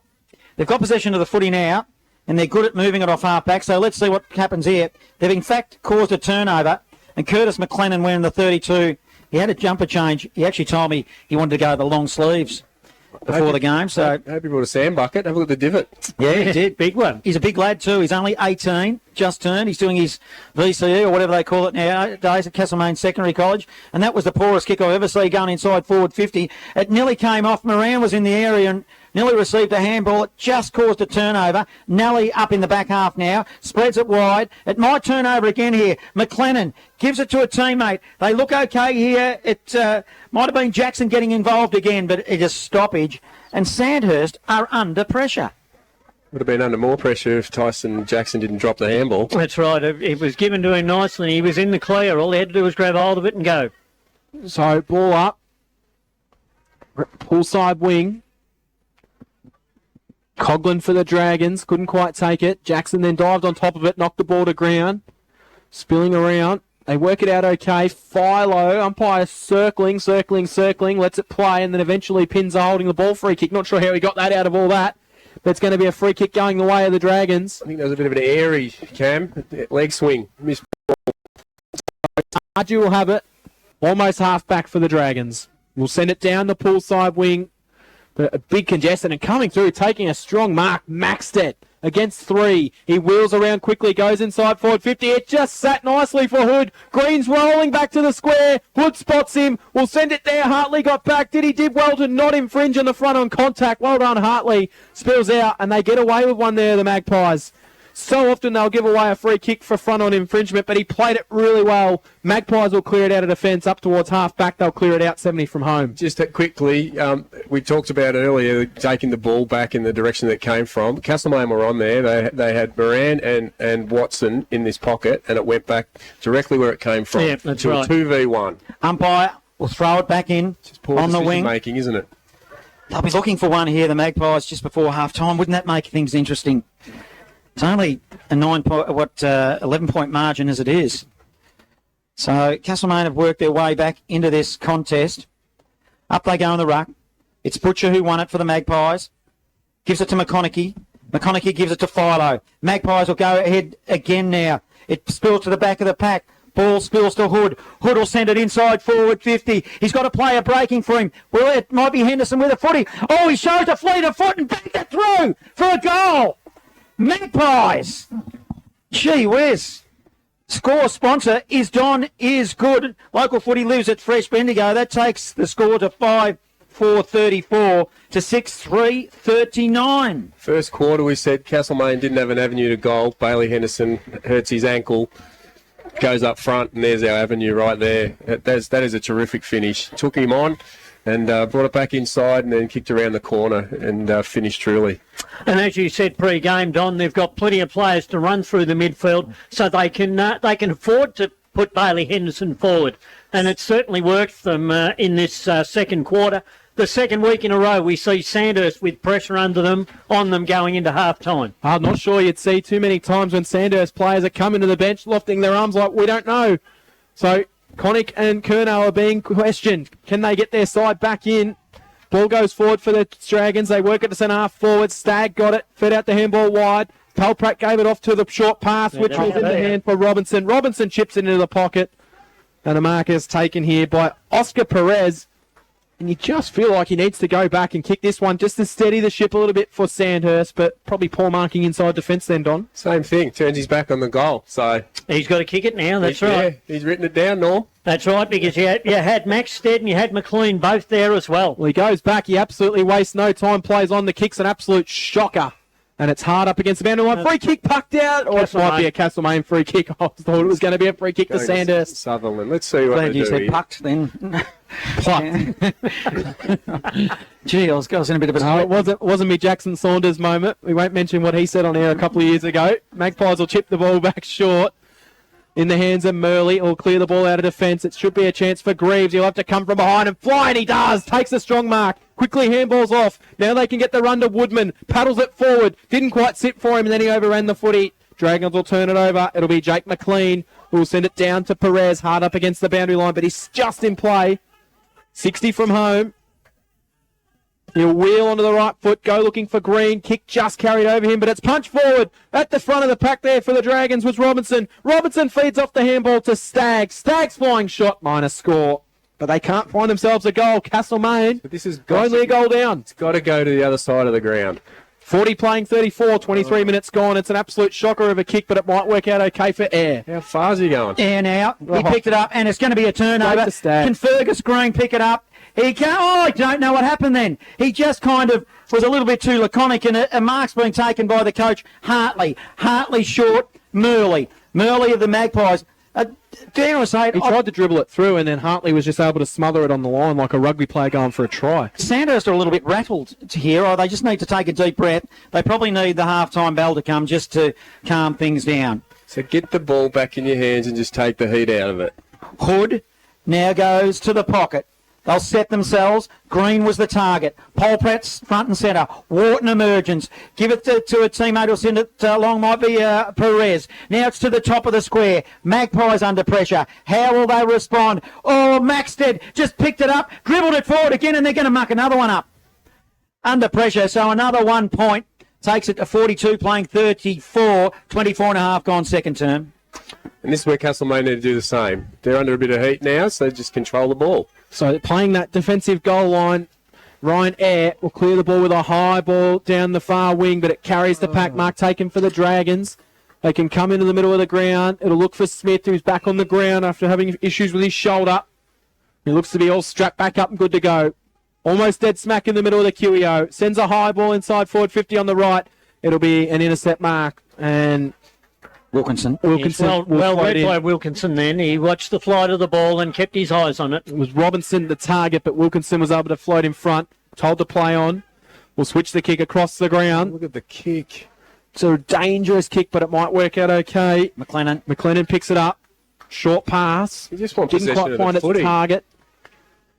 It'll be picked up by Lockie Hood. He'll bang it inside forward 50, and it's just a game of turnovers at the moment. His kick's gone straight to Ryan Eyre, who's standing all on his own. He quickly plays on, finds the ball. Magpies can now work their way through the middle. It'll come up to McConaughey. Couldn't quite take it cleanly. Tarju's got the defensive pressure. McConaughey picked it up, taken in the tackle, spills to the ground. Magpies are still working. They'll work it forward. Slingo, it comes out wide. He was pushed as he went to kick, which was Hood. He might have been going for goal. Sandhurst will be able to hold on. They'll chip it short, and here's Deacon Andrews on debut for the Magpies in the last line of defence. For the Dragons to Tardru. Short pass. I think you're right, Don. Why don't both sides just slow it down? This is just... yeah. The kamikaze football by both sides at this stage. So where's their leadership on the ground from both teams? They need a Harmit Singh. That's what the type they need, just to take a mark. And I tell you what, wouldn't Sandhurst love to have Bryce Kerner on the I was field going to say, their leader on the ground is sitting on the bench. So Perez receives on the wing for the Dragons. He'll spread it wide. In fact, he goes backwards again, so... This is a little bit of a better build-up. They go to know what they know best. McLean, 15-metre ball forward. It's play on. It was terrible. They've got numbers, though, across half-back. Hurried kick. Keating sets himself. One-on-one. Takes a strong contested mark on the wing. Yeah, he does. He plays on. Down the line he goes looking for Hood, but it didn't quite find its target, and it's knocked down by McLennan. Dragons just a little bit fumbly going through for the Magpies. There was Murley, but he wasn't able to take it. And I tell you what, if you're a Castlemaine supporter, you would not be disappointed at all with that quarter. They are right in this contest. And the Dragons look a little bit stunned. Plenty of hands on hips from both sides. They're exhausted. It's just been a back and forward contest at the moment. But the halftime score sees the Sandhurst Dragons 6-6-42 to Castlemaine 5-4-34. Yeah, interesting to note that as soon as that siren sounded, Bryce Kerner was straight out to his forwards trying to get them to work out what they can do to keep control of the football, because he was just pointing at where they should have been and telling players what they should be doing. With 3 minutes to go, with both teams on edge, they both looked panicky, didn't they? They did, yes. And so, you know, the whole scenario then is that clubs right now train for that last 3 minutes of a quarter, and then if you get lucky and you get up front, and then you get a chance to score, you take it. But if you get the possession of the footy, it's keeping's off time. It's control the ball, take the heat out of the game, make the opposition man up, and control it to just see it into finish. And that frenetic finish that we just saw then, you saw how it finished. They all had their hands on their hips, and they're all bent over because they've just played themselves into exhaustion by just playing, and you mentioned it, kamikaze crazy footy. Yes, it was that kamikaze crazy footy to finish the quarter. You would think that out of the two sides, Castlemaine would be more happy with where they sit on the scoreboard than what Sandhurst are. The Castlemaine boys, to their credit, Sandhurst were good enough to stop Castlemaine coming out of defence and keeping hold of the football, but Sandhurst, they were the ones that were the nervous ones, Don, and just banging the ball forward. And we saw it last week against Strathstorm too, and it wasn't until halfway through the last quarter that they started to play some controlled football. If it goes that far today, we're going to have a good finish on our hands. But the control of the ball, there was no pressure from either side when they had the ball in their hands, and they had an unpressured kick to try and find a target, and they even missed those. So when they did try to do it, they basically turned in that frenetic footy again, grasped the ball, numbers around, another contest, another fight, who can take the ball and win it back in their hands. But, you get a mark, the game stops. So control it, own it, slow it down, get your head over the footy, and hit those fundamental skills with both sides were making the errors. Like we saw Jake McLean, you called it, John. You said that they switched the ball and went back to come forward, and then he decided to I'm going to go now, and he's ran through the middle of the ground, and instead of hitting up Tardru, he grasped it. You'll both appreciate this because we've all played footy and we've gone through, some of us more hard pre-seasons than the others, but it seems to me that it's always the simple things that you do time after time after time. And look at the Sandhurst Dragons here. They've just brought us in an absolute magnificent feast. They have, haven't they? I'll have to throw to a break if this keeps up. But we practice those basic skills time and time after again, and it's those basic skills that always let you down, because there were times there where both sides, and even for Castlemaine's perspective, they had a chance to really put scoreboard pressure, and it's on there now on Sandhurst by simple, basic dropping of marks and not executing the delivery of the ball correctly. But the size of the ground, the ability to find space by both teams, it comes down to your willingness to run, create, and provide options for the team. But you can see there is that both teams were hands on hips, and no one didn't want to take that on, didn't want to run that little 15 metres extra to find a release. There's always a +1. Sandhurst played their footy around a +1, and they just didn't control it either. Castlemaine held on, to be honest, because they could have easily, in that late in the game, had two or three goals scored against them. So credit to the defence, credit to the mids getting back and supporting the defenders. Liam Wilkinson was good in the latter part of that, but same thing, opportunity to kick the ball to a player to stop the game and fail to do so. So who would have thunk it? Who would have thunk it? You use that word delivery. Good cover. Yeah, good cover. Now, who would have thunk it that Castlemaine would be competitive to half-time? They were last week, so we're under no illusions that the Dragons may kick away. But boy, oh boy, we've got a contest on our hands. So if you're listening at home, don't go anywhere. If you're in the man shed, go and get yourself another cool drink, because it promises to be a big second half. In other games around Bendigo football, Maryborough, well, it's a sad state of affairs there. 25-25, 175. The Storm against Maryborough, 128. Gisborne down at the Graveyard lead Kangaroo flat, 88-56 to 3-2-20. And South Bendigo trail Eagle Hawk out at Harry Trott, 5-2-32. The Bloods, Eagle Hawk 7-11-53. And at halftime here, at the home of country football, the Queen Elizabeth Oval. A competitive Castlemaine right in this game. Up to half-time, 5-4-34. They trail the Dragons 6-6-42. Where local footy lives at Fresh Bendigo.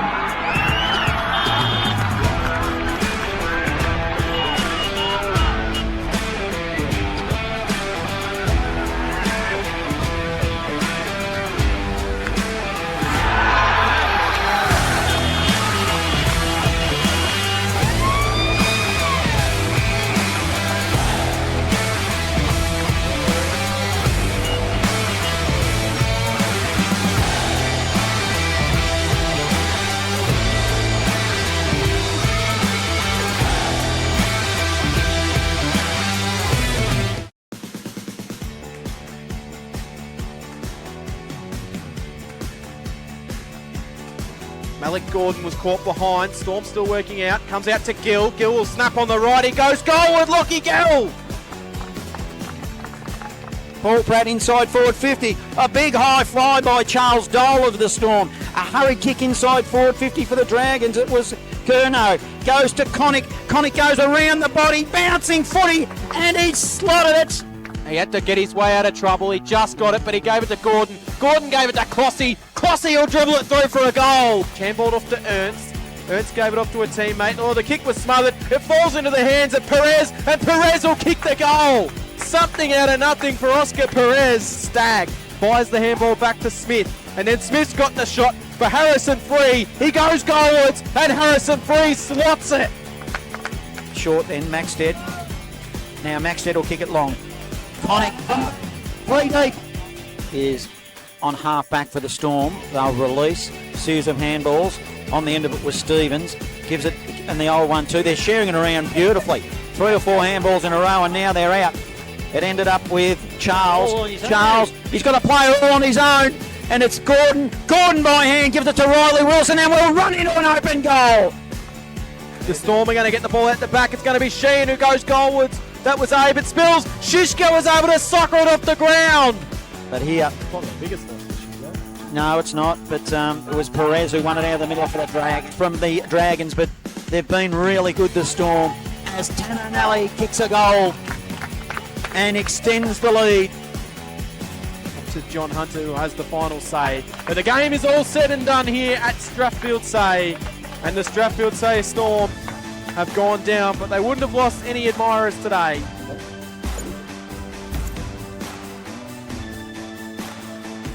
Is the Bendigo Football Netball League top 5 for round number 8. Coming in at number 1, Zach Bolger here from Eaglehawk. He had to think quick. He got it, snapped it, put it through the goals. Great work there, Zach.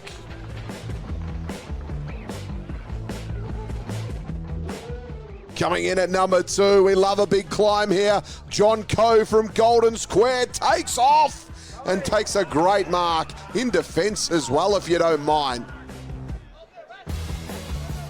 Coming in at number 3, it's Bailey Henderson here from Castlemaine. Gives the don't argue, spears a pass in, follows his work up, which is impressive, gets it and bends it back all the way home.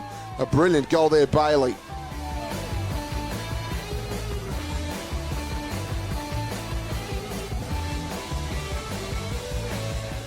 Number 4, it's Jack Stewart here from Golden Square. Tucked against the boundary line. A plethora of players in front of him. He snaps it. Oh, yes, he does. What a great goal by Jack Stewart.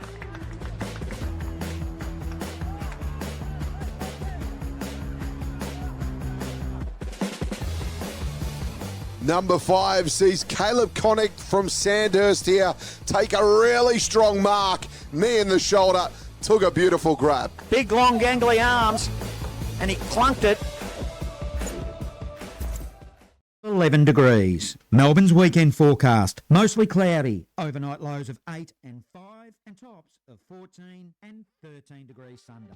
Did you know we'll tell listeners all about your local event with our fresh, free and local updates?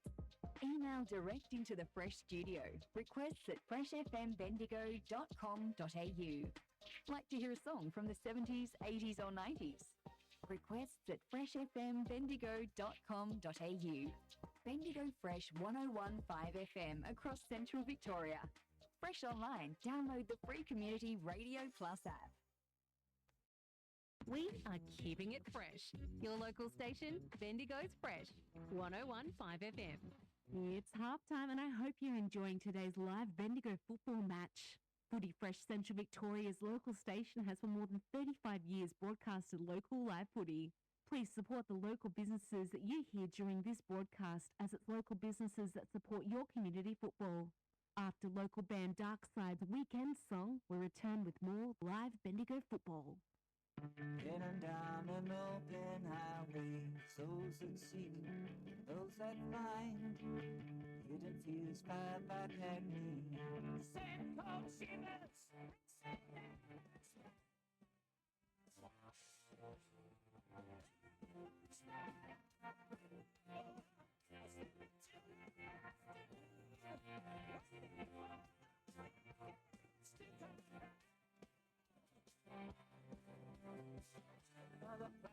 smoky hotel in this dead end town.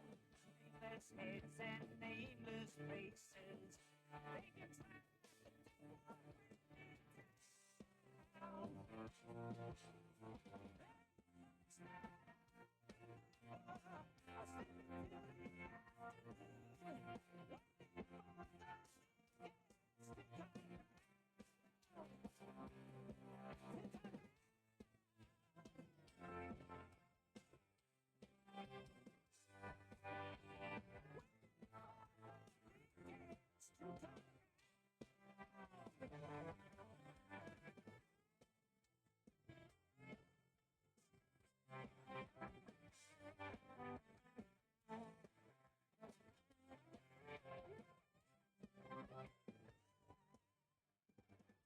headed down an open highway. Those that seek and those that hidden fears fire back at me. Then cold shivers,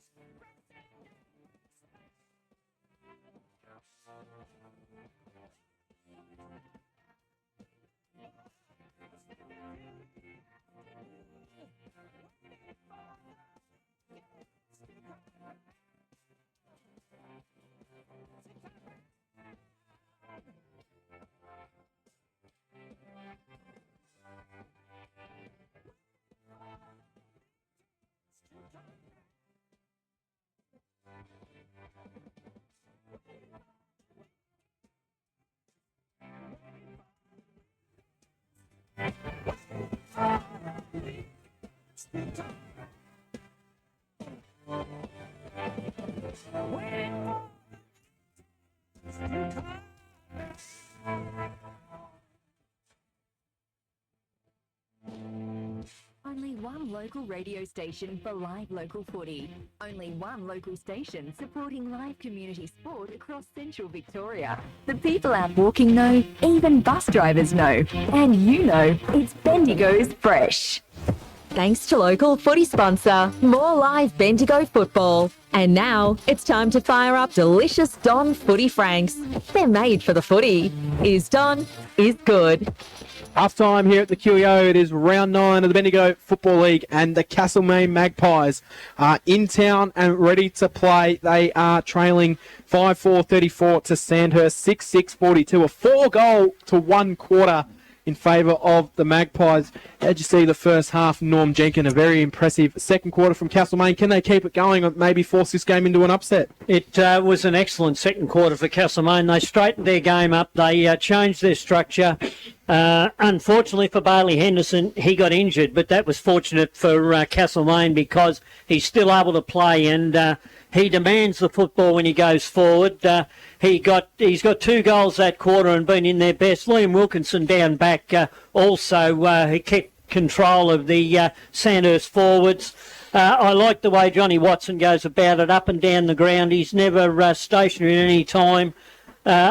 Xavier Murley got plenty of the football again in that second quarter as well, and I think the best player on ground so far is Ryan Ayres down back. He's been very good. He gets plenty of it. Very rarely does he waste a football. Sutherland also down back came into it, and Chester up forward early on had a little bit of a say, but wasn't able to put a score on the board. So Castlemaine well positioned at this stage.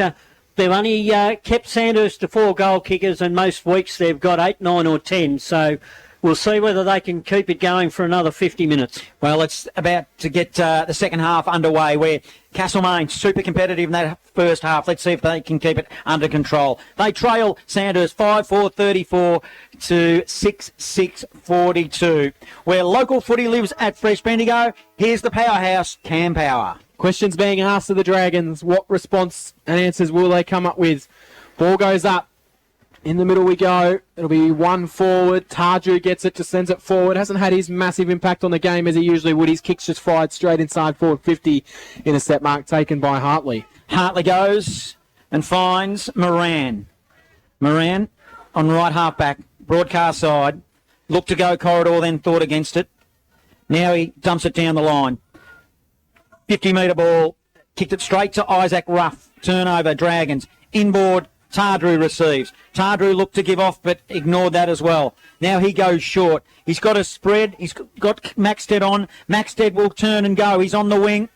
Looking to build. He'll go inside forward 50 now. Big chance, Dragons. They set themselves. Fergus Green is the target. Magpies need to be careful. Kicks it off the ground. Whistle on play. Might get a free kick. Holding the ball. Holding the footy. And it's a free kick going the way of the Magpies. Yep, Green just tried to break through and didn't make any contact with his boot. Magpies will clear the ball across half-back. They'll look to go down the pool side wing. Didn't take a great bounce on the far side of the ground, so it's picked up Palprat, and they feed it back to Smith. Smith to Island, and Island with a high ball inside forward 50. Hartley set himself in defence, was in front. Brought the ball to ground level where Simmons was. McConaughey's got it. Fed it back to Hartley, then back to Simmons, who tried to bomb it away. Then he managed to sell some candy. They're just mucking around with it up against the boundary line here. Eventually, they're going to have to kill it, and it'll be taken over in a Sandhurst tackle. In fact, it mightn't have quite carried the boundary line. So the ball up hard against the boundary, 48 metres out from goal, heading towards the Barnard Street end. So it'll be the Magpies now that win it off half-back. Get the thoughts of Don Moran shortly as it's a turnover. The Dragons will go inside, deep inside forward 50. It's in the hot spot. It's right at the top of the square. The main need to be careful here as the ball is picked up and goes goalward. I reckon Staggs banged it on the left and popped it through for a well-needed goal. So the Dragons, the first one of the second half, they go to 7-6-48, leading Castlemaine 5-4-34. Early stages, third term. Score sponsor is Don is Good. Speaking of Don, local footy lives at Fresh Bendigo, Don Moran. Definitely good, John. Definitely good. No, it was Stag. What's that? 100%. Don't question me, Cam. So, hot potato over on the pool side by Castlemaine defenders under pressure by Sandhurst. Can they just take it over the line to stop the game to then reset, regroup, find a player rather than hot potato and keep the ball alive? Now we've just seen them just have a goal kicked against them. Back in the middle we go. 2 to Max there, 2 to Green, 2 to Stag now. Sandhurst will go inside forward 50 and it carries the pack. Hartley dropped the mark, spills out for Maxted. We'll send it back towards the top of the square, but Simmons will get back and take the intercept mark for the Magpies. Last line of defence. That first goal this quarter was always going to be huge, and it went the way of the Dragons. His short pass is okay. Hard up against the boundary line, deep in defence of the Magpies. They're going to come down the grandstand side wing. Murley's going to have to come from the side. He got there, and he almost could have taken it in the end. It spills to ground. Castlemaine player down. That's Greaves, I think, who's down on all floors right in front of the contest, and Ruff's lurking around, hobbling around. So it's all happening in terms of injuries at the moment. Greaves back to his feet. Ruff gets rid of the trainer and trots off, but he's looking very proppy as the ball goes up. We'll have another ball up. And now both players are going to come to the bench, and as soon as they get over the line, they're looking very, very, very sore, John. So it is a 32-point margin. Gisborne against Kangaroo Flat down at the Graveyard. Here, it is the Magpies trail 34-48. It's along the wing, right in front of us, broadcast side. Andrews getting involved for the Dragons. Also Island by hand, McLean by hand. Oh, pressure here, danger. And they're going to get out of it here, the Dragons. Just a little bit of a period there where I thought they were going to cough it up. Now they're out. Matthew Wilkinson, he's got a player that's running on. Keating dropped a marker that he should have taken. He's got enough time to collect. Now he picks up short pass, short ball. He finds Maxted over the top. That's a poor handball, puts his teammate under pressure. Castlemaine calling for a free kick. They need to just kill it and take a deep breath here, the Dragons, and it will be a ball in.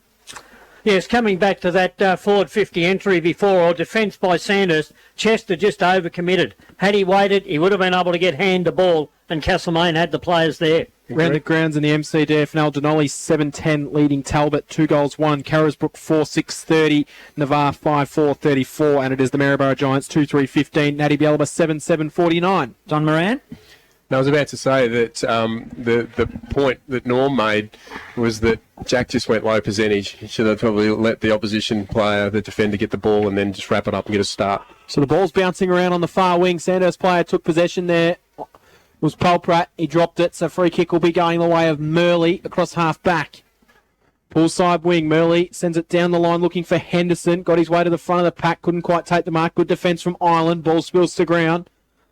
And we'll have another ball up. True centre wing position. Pool side here at the QEO, which earlier was bathed in sunshine, not so much now. Throw up on the far wing. Butcher won it down. Spilt forward. Island was playing in front for the Dragons. He'll clear off to Free. Back to Island. Then he handballs over the top. Got it back to Island. Now it spills out wide to Andrews on debut. His kick's a shaky one. Moran come through and forced the punch. Henderson went through with a big bump. Gave away the free kick. Advantage paid to Harrison Free. He'll chip down the line. And it'll be coughed up across half forward. And eventually Called a push. Didn't quite see what happened on that far side of the ground. And it's going to be a Sandhurst free kick. Umpire had a bit of a word to Bailey Henderson off the ball about that last play as well. Matthew Wilkinson will go inside forward 50 for the Dragons, but it's a turnover. A mark's been taken by Harrison Sheen, who's been pretty quiet this afternoon. First time I've really called him. He goes to air to Slingo by foot. Magpies in possession in the back half. They're at the Barnard Street end. They're kicking to the city end. Slingo will send it to the swimming pool side. Jackson Hood, a big fist on play, puts it over the boundary line. We'll have a ball in. Yes, the Castlemaine boys have got to settle now because I believe they need the next goal to stay in this game. Another one, it then goes over 3 goals up and pressure starts to mount on them. Big moments in this game. 7 minutes into the third quarter, and the game's still well and truly alive. 14-point margin to the Dragons. Thrown in. Philo couldn't quite take possession. It spills forward for the Magpies. Slingo's lurking down there. Couldn't quite take it. Sandhurst will then send a shallow ball inside forward 50. Maxted gets it. Pumps it in the green direction. It'll be an intercept mark for the Dragons in Michael Hartley. He clears quickly into the run of Wilkinson. Wilkinson was pushed as he kicked it, so the kick's just going to go straight to Alex Wharton. The poor kick out of defence. Wharton will quickly wheel around. Will chip it short to Free. He's starting to come in the game in this third quarter. He wheels around on the right. He was also pushed as he sent it inside forward 50. No mark taken, but the Castlemaine player playing in front, which I think is Wilkinson, will receive himself a free kick. He was infringed upon. He'll clear to the far wing. Sends it to Slingo. And thanks to Paul Wicks. He's at Dalesford. This game a little bit of interest for the locals out there. 7-3-45 against Carnham Linton. Half-time 4-7-31. It's just a nothing kick. Seriously. It's just a kicking off his back step. He gave it to the opposition. Tyson Hickey. He just kicked off his back step. Seriously. To Maxted. Maxted of the Dragons. Sorry, John. Any wonder they turn it over when you do that. And that, in fact, is what has happened. And now it's gone inside forward 50. Umpire let it go. Seesawing battle there. Tardrew strong in the contest. Equally as strong, I reckon, was Curtis McLennan of the Magpies. We've got a stoppage, 20 out from goal. Pretty much directly in front. Sandhurst in attack. Yes, Castlemaine have to hold on here. They've either got to kill the ball through for a point or get a clear disposal by holding on to it. Well, there's a lot of players around the footy. Coughlin emerges into the Dragons. Then it spills free. They're doing well. Lloyd Butcher on the end of a handball by McConaughey. Now it's Henderson. They're working it on the outer side wing. Short pass received. Jackson Hood. He'll come corridor. Who's he got? Johnny Watson's by himself. They need to build something here. It's a good option. Here they go. Keogh Franklin. He's got a player on by himself sitting at the top of the goal square. And the Magpies will get a goal here. It'll be a settle down kick by Jack Chester, is it? 25 out directly in front. I'm pretty sure we heard Don say earlier he wouldn't back him from here. Don won't be watching this one. No, good passage of play there by Castlemaine there. That's what they had to do. They either had to kill the ball through for a point or they had to take control of it, and they were able to run it from one end of the ground with hardly a Sandhurst player touching it. 10 minutes in this third term. The Magpies are still in this game after Jack Chester puts another one through to tighten the margin up to 8 points. 48 playing 40. Score sponsor JB Restumping. Local footy lives at Fresh Bendigo. Yeah, no moz on him there, was there? So he went back and flushed that absolutely beautifully. So great play. Started with a loose ball down back from Will Moran, handballed the ball across to Tyson Hickey. Tyson Hickey linked up, and you can see what happens. They bring it back in the corridor, and great option by John Watson at the end to find. He could have gone to one-on-one, but he managed to find the spare, which was, what's his name? Young Ashton Keogh was the one that he found beautifully there. It's across half forward. So back in the middle we go. One down and knocked forward by Hood, who's gone in the ruck for the Castlemaine Magpies. Lurking across half back, Jackson picked it up. He was pounced upon as soon as he did. Ball spilt out the bottom of the pack. Spills out McConaughey. He fed off the handball. They're able to find a way through. That handball is poor, though. But eventually it might turn over. It's going to be sent back inside forward 50. It's going to go in the Henderson direction. He used his body nicely. Didn't infringe. And the kick was placed absolutely perfectly where he wanted it from Matt Philo. And Henderson marks 30 metres out. Slide angle. He looks like he's going to go the snap instead of the traditional drop punt, though.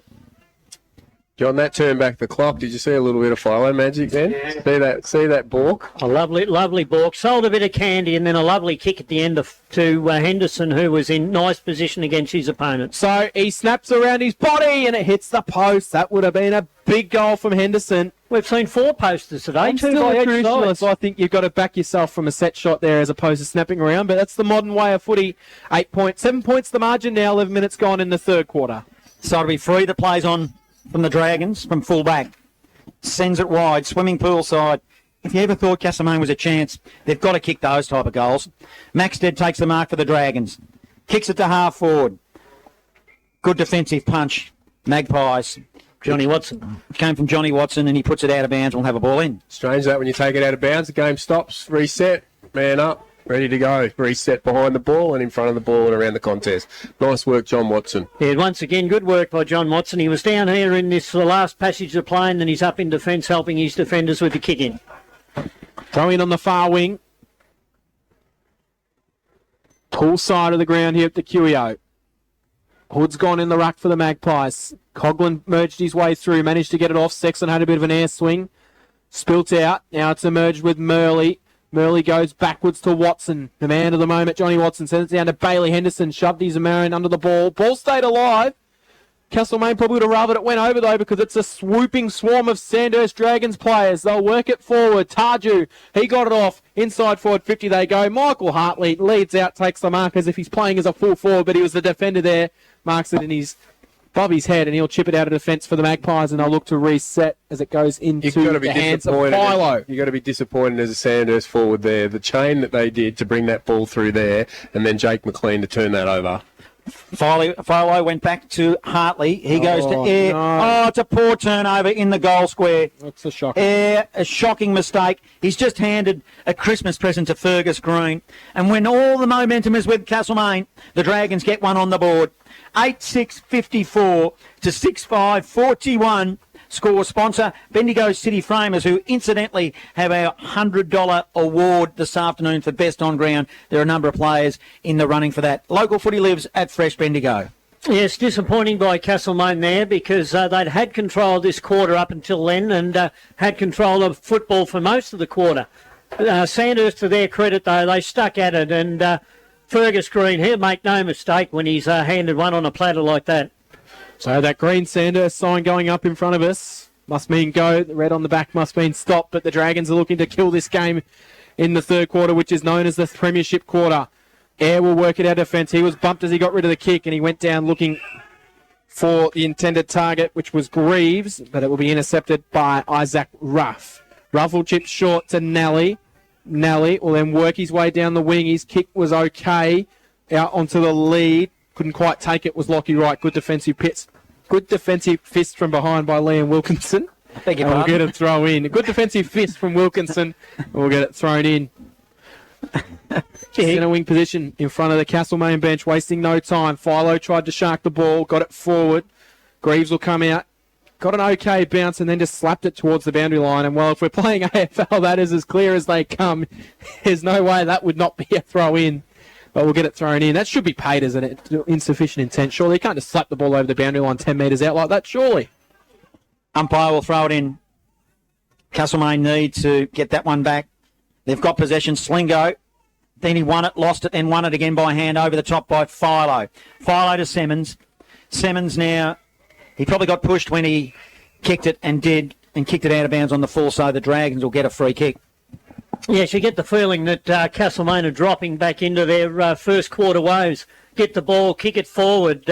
When they get near forward 50, they're not looking for fellow teammates. Handing Fergus Green a goal like that just sucks the air out of you if you're a backman, don't you? I mean, he's going to kick goals at the worst of times, let alone give it to him like that. So it is Smith now for the Dragons. He spotted a player, loose check in Castlemaine. It's going to be a free kick. The Dragons have it. they'll get a shot on goal on a pretty tight angle. And it's that man again, Fergus Green. And they left him alone in the first place. Why? I don't understand. All you got to do is just stay with him, go with him, check his body when the ball comes in. But there was no one within 15 metres of him. And he's their key forward. And it was either a mark or a Do free I kick. sound frustrated? Oh, Very. As an ex-defender Yeah, that's nothing and a wrong. quality player, you get to play on these blokes and you don't let them do that. Nothing. Embarrassing, John. Well, let's see what happens with this one, Who's Donald. that quality?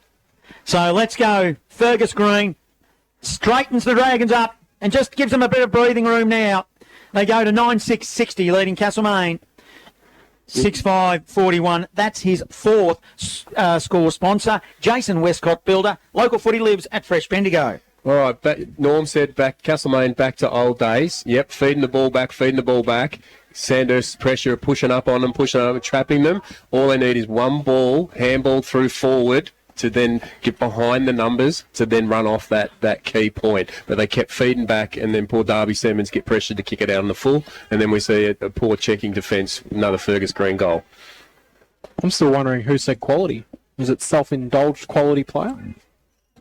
From him? Back in the middle we go. No, you said you were a quality player back in the day. No, I was talking about Fergus, not me, mate. Oh, talking about yourself. He doesn't know his football history in Bendigo, obviously. Working forward. Donald. Thanks, There's going to be a chance for Greaves. He's got Henderson inside forward 50. All he had to do was kick it, but he's kicked it out of bounds on the full. It's come off the wrong side of the foot. Well, he did, Cam. He did kick it, but look where Too he hard. Yep. nearly kicked it into the canteen. In the wrong direction to where Henderson would have liked it because he had some space if the kick was good, but Dragons will get away with it. Rough will run 10 metres. Then he just stops. What does he want to do with it? He stops, has a cup of coffee and a biscuit. Then he decides to handball across. Now they'll work it out. Stagg will clear out of defence for the Dragons. Up the line he goes. Mark is taken. Palpert. Down the line he goes. His kick didn't quite find its intended target, bouncing over the head and out of bounds for a boundary throw in on the far wing. But once again, far too easy for Sandhurst to come out of that back 50. They were able to switch the ball, hold on to it, draw the Castlemaine players forward and then go forward themselves and get out over the back. Bailey Henderson chased 3 defenders. Where was the rest of the forwards? So the umpire will throw it back in. We're across half forward, Dragons in attack. Swimming pool side. They kick to the Barnard Street end. Lloyd Butcher wins it for the Magpies at ground level. Emerging with the footy was himself. And then put it to the outer side wing. It might have gone out of bounds on the full. And it did. It might be a free kick to Harrison Free, or a penalty kick, as you call them now, Cam. So did it go on the full? Was it an insufficient intent finally played? I don't think it went on the full. The boundary umpire didn't know, so it's going to be a throw-in. So that's not a bad result. No, it was too far away. I was going to say, otherwise it was a clear as day insufficient intent. Again, if we were watching the AFL, it was a good we just result. don't see them paid in Bendigo footy. It's been my gripe over the last few weeks. Not a rule in this competition. Players are exploiting it. Well, it is. Butcher will win it down. Well, it doesn't seem to be. Henderson will get caught behind, as he doesn't very often. And Tananelli, who did it up forward last week, has gone back and is starting to have an impact on Henderson there. He'll chip into the middle of the ground, find his way into the hands of Keating. Keating to Wharton. Wharton will then send the high ball inside forward 50. No mark taken by Oscar Perez. Can Castlemaine clear the way out of defence? A dangerous handball back into the congestion, but no one's going to find their way through there. Eventually it spills out. Keating, he dropped the footy when he was tackled. Play on the call. Moran down in the middle of the ground as we watch as Hickey tried to emerge with it, and he's taken. In fact, it was Jackson, who emerged with the footy, and he was taken as he broke free, and he was caught holding the ball. Free kick will go the way of the Dragons. It'll be in the hands of Ruff. It was Cooper Smith, in fact. He goes to Lockie Hood. Hood by hand back to Smith, who ran on. Smith will go inside forward 50 now, but Hartley intercepts for the Magpies. Playing down back a lot this afternoon. He played most of his footy at Essendon down back, if I recall rightly, and also a little bit at the Hawks. So he's no stranger to that area. As he kicks it to the outer side wing, as Lockie Hood did well for the Dragons, causes a stoppage. Is that Moran still down in the middle of the ground? And we'll have another ball up. Yeah, someone's hit him off the ball. He was down for a good 45 seconds. Eventually he gets back up and he's heading straight to the boundary line, sucking in the big ones. Sandhurst player took the mark across half back, and Henderson knocked the ball out of his hands. I think it'll be a free kick and a 50-metre penalty. The player went to play on, and Henderson smothered it, and the umpires said, well, you can't move on the mark. Well, as soon as the player goes to kick, the umpire's meant to call play on. Well, I would have thought you'd be allowed to try and smother the kick, but free kick, Henderson was dirty. Inside forward 50. Well, Morton will take the mark, 50 out from goal. 10 metres in from the boundary, right-hand forward pocket. It's one of those things, isn't it? You just... Yeah, you've got to wait till the stand umpire calls it's a stand rule, and Henderson smothered because the bloke come right up to him to kick it. And so what do you Morton, do? From just inside the paint of 50, he's gone goalwards. He might have kicked the goal here. He has. He celebrates it, and the Dragons are just starting to skip away a little bit here. 10-6-66, playing 7-5-41, and the Dragons get a big goal from Alex Wharton. Score sponsor, Bendigo City Framers. Local footy lives at Fresh Bendigo, and that Bendigo City Framers also sponsoring our Best on Ground award for $100 today as our sponsors award. I'm with you, Norm. That decision takes away from game sense of a player. So, that's right. Bailey sensed that was going to happen, and then he reacted, but then the rule says you can't. He actually didn't move his feet. So He instinctively... didn't move his yeah. feet. He just went down and smothered. Well, that should be play on because he didn't move. Now the Dragons will win it out of the middle again from the restart. Oscar Perez on the end of it. So he's on left half forward. He'll go short. He's got a player on McLean. This is Jake McLean. The man on the mark stands at 50. He pokes it inside forward 50 to a pack of players. Front and centre is Lockie Hood. Goes round the body. And, geez, he's lucky that Hartley was standing on the goal line for the Magpies. Takes a mark, and he will spread it wide to the outer side wing and hits up McConaughey. So McConaughey will send it down to Henderson.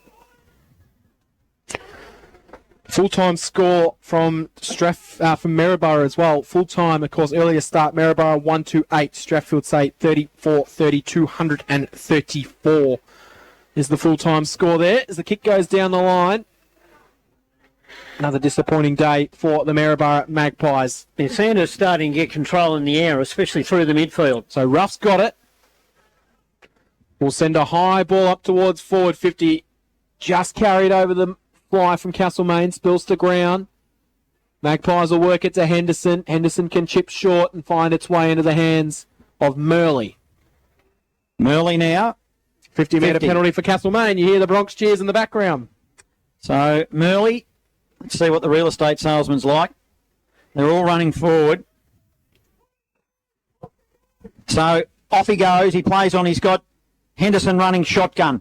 Left half forward the ball is now in the hands of Henderson. He'll go long. He'll go to the top of the square. Greaves to the target, but it fell short. It was a poor kick.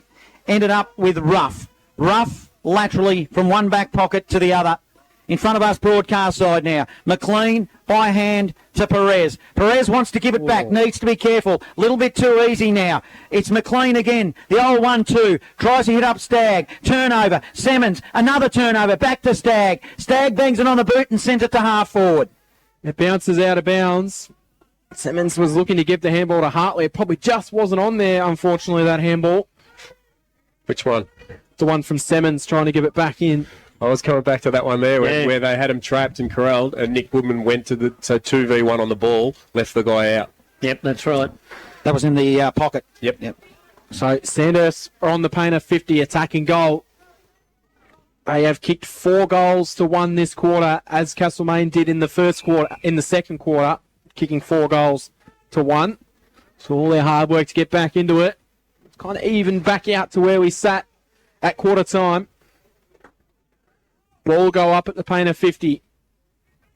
Maxted, he had an air swing, but no one was tackling him, so it can't be holding the ball. Spills out. Philo to Simmons.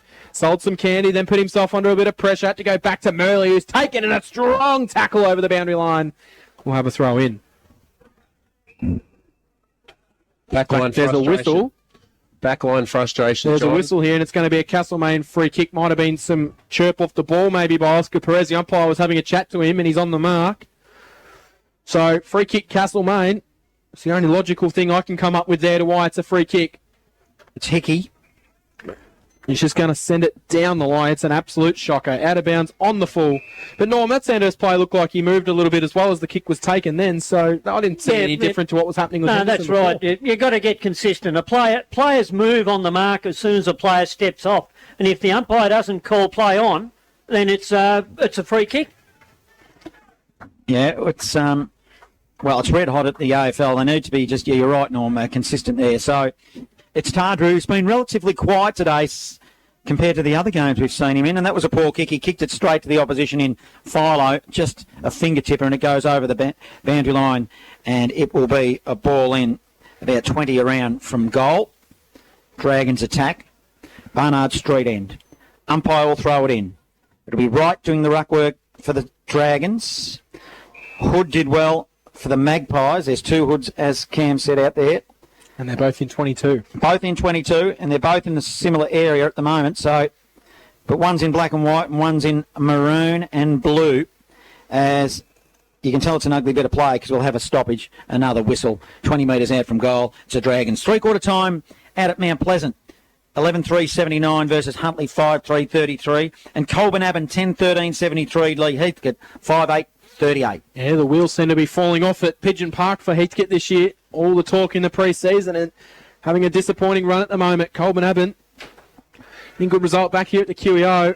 The last few minutes have just been a real scrap, haven't they, John? Yeah. Norm, just scrappy stoppage after stoppage. Yeah, it's been a real slog, but Castlemaine have got to hold on here. They must get the clearance away. They can't allow Sandhurst to get another goal. Well, every single player in the ground is forward of 50, and there's only two players not inside the forward 50, and they're both Sandhurst players. So if it comes out, it's going to go back in. Henderson's lurking through, couldn't quite take possession, still spilling. Sandhurst eventually find a way. It's going to be a chance for Smith. It fires out. Picked up by Free. He goes backwards to go forwards. Laden to Wharton. Got it out. Missed tackle. Sent inside forward 50. Might be to mean Keating. Into the pocket. Intercept mark will be taken by Liam Wilkinson. Wilkinson been good for the Magpies. Short path from his defensive zone to Murley. Zave Murley. Goes to Air. He's been quiet, Norm, now, ever since you said that he was in line for our sponsored award from Bendigo City Frame with a $100 voucher as the ball goes out of bounds. Yes, he has gone quiet, but he's still been one of Castlemaine's best player for the day so far. Yeah, they've had a few good... Murley's been okay too. He's had his hands on the footy a little bit, but... Just on that last play, Matt Philo took the mark and got tackled when he took the mark and then ended up out of bounds. Matt Philo, that man wins his footy now. Free. Yeah, totally. Up the chimney. It's a poor kick. Goes to Wilkinson. That's Matthew. Or Ireland, he probably had a little bit of a look then. He probably should have marked that and didn't. It's now contested footy. Across half forward, Dragons in attack. Dragons will emerge. And it might be a turnover. Murley picks it up with one hand. Now he swoops. Handball just to nobody in particular. It's now the Dragons. Ireland getting involved. Smith's in the middle. Hurried kick out of the pack by the Magpies.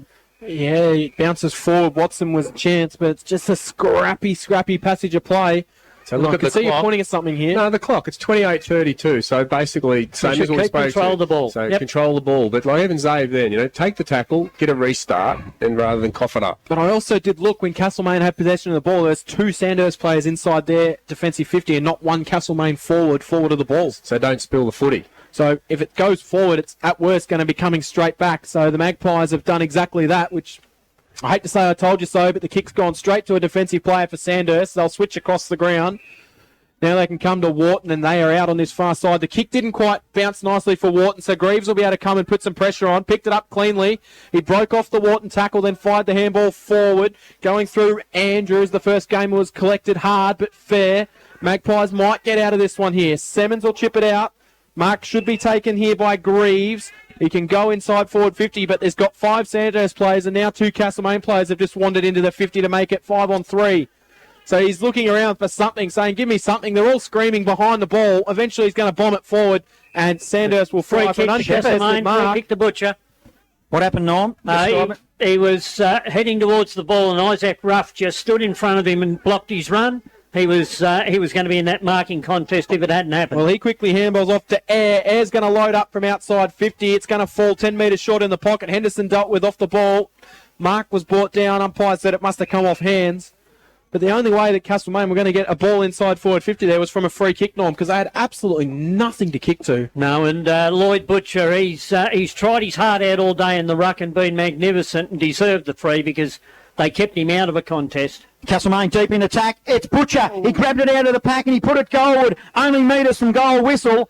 And it might be a free kick, I reckon, to the Dragons or a ball up. I think it's a ball up. It was Andrews who was really strong for the Dragons, the first gamer. We're only metres away from goal. Dragons need to kill it, and they do for a minor score. They concede. So it goes to 42 Castlemaine, 66 Sandhurst. Over 30 minutes have gone in this third term. Local footy lives at Fresh Bendigo.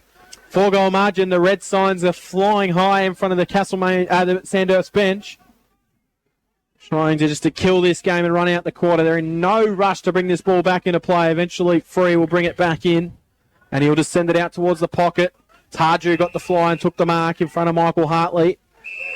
And 50 as well. Not sure what that 50 was for. Did you say? Never heard an umpire call stand. But I don't think Hartley was moving anyway. No, he did. He moved, but he was moving backwards. It was right in front of our broadcast position. So Tarju's got it, and well, the siren sounds because Fergus Green had taken a uncontested mark out on a hard lead, but the siren beats him.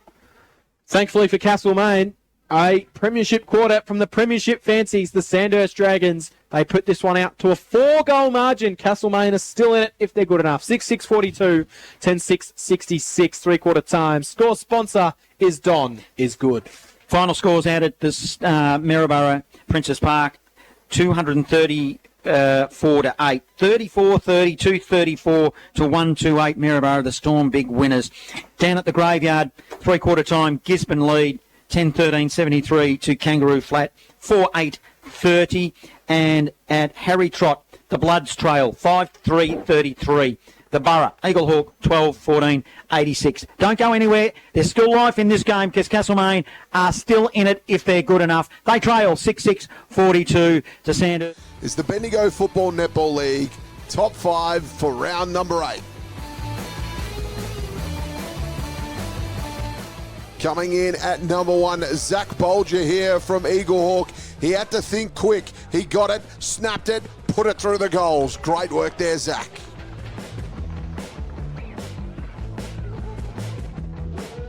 Coming in at number 2, we love a big climb here. John Coe from Golden Square takes off and takes a great mark in defence as well, if you don't mind.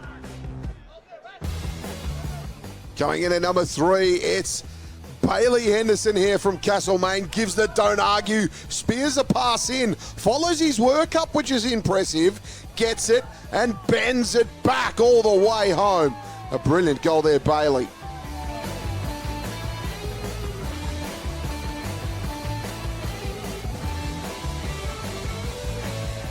Number 4, it's Jack Stewart here from Golden Square. Tucked against the boundary line. A plethora of players in front of him. He snaps it. Oh, yes, he does. What a great goal by Jack Stewart.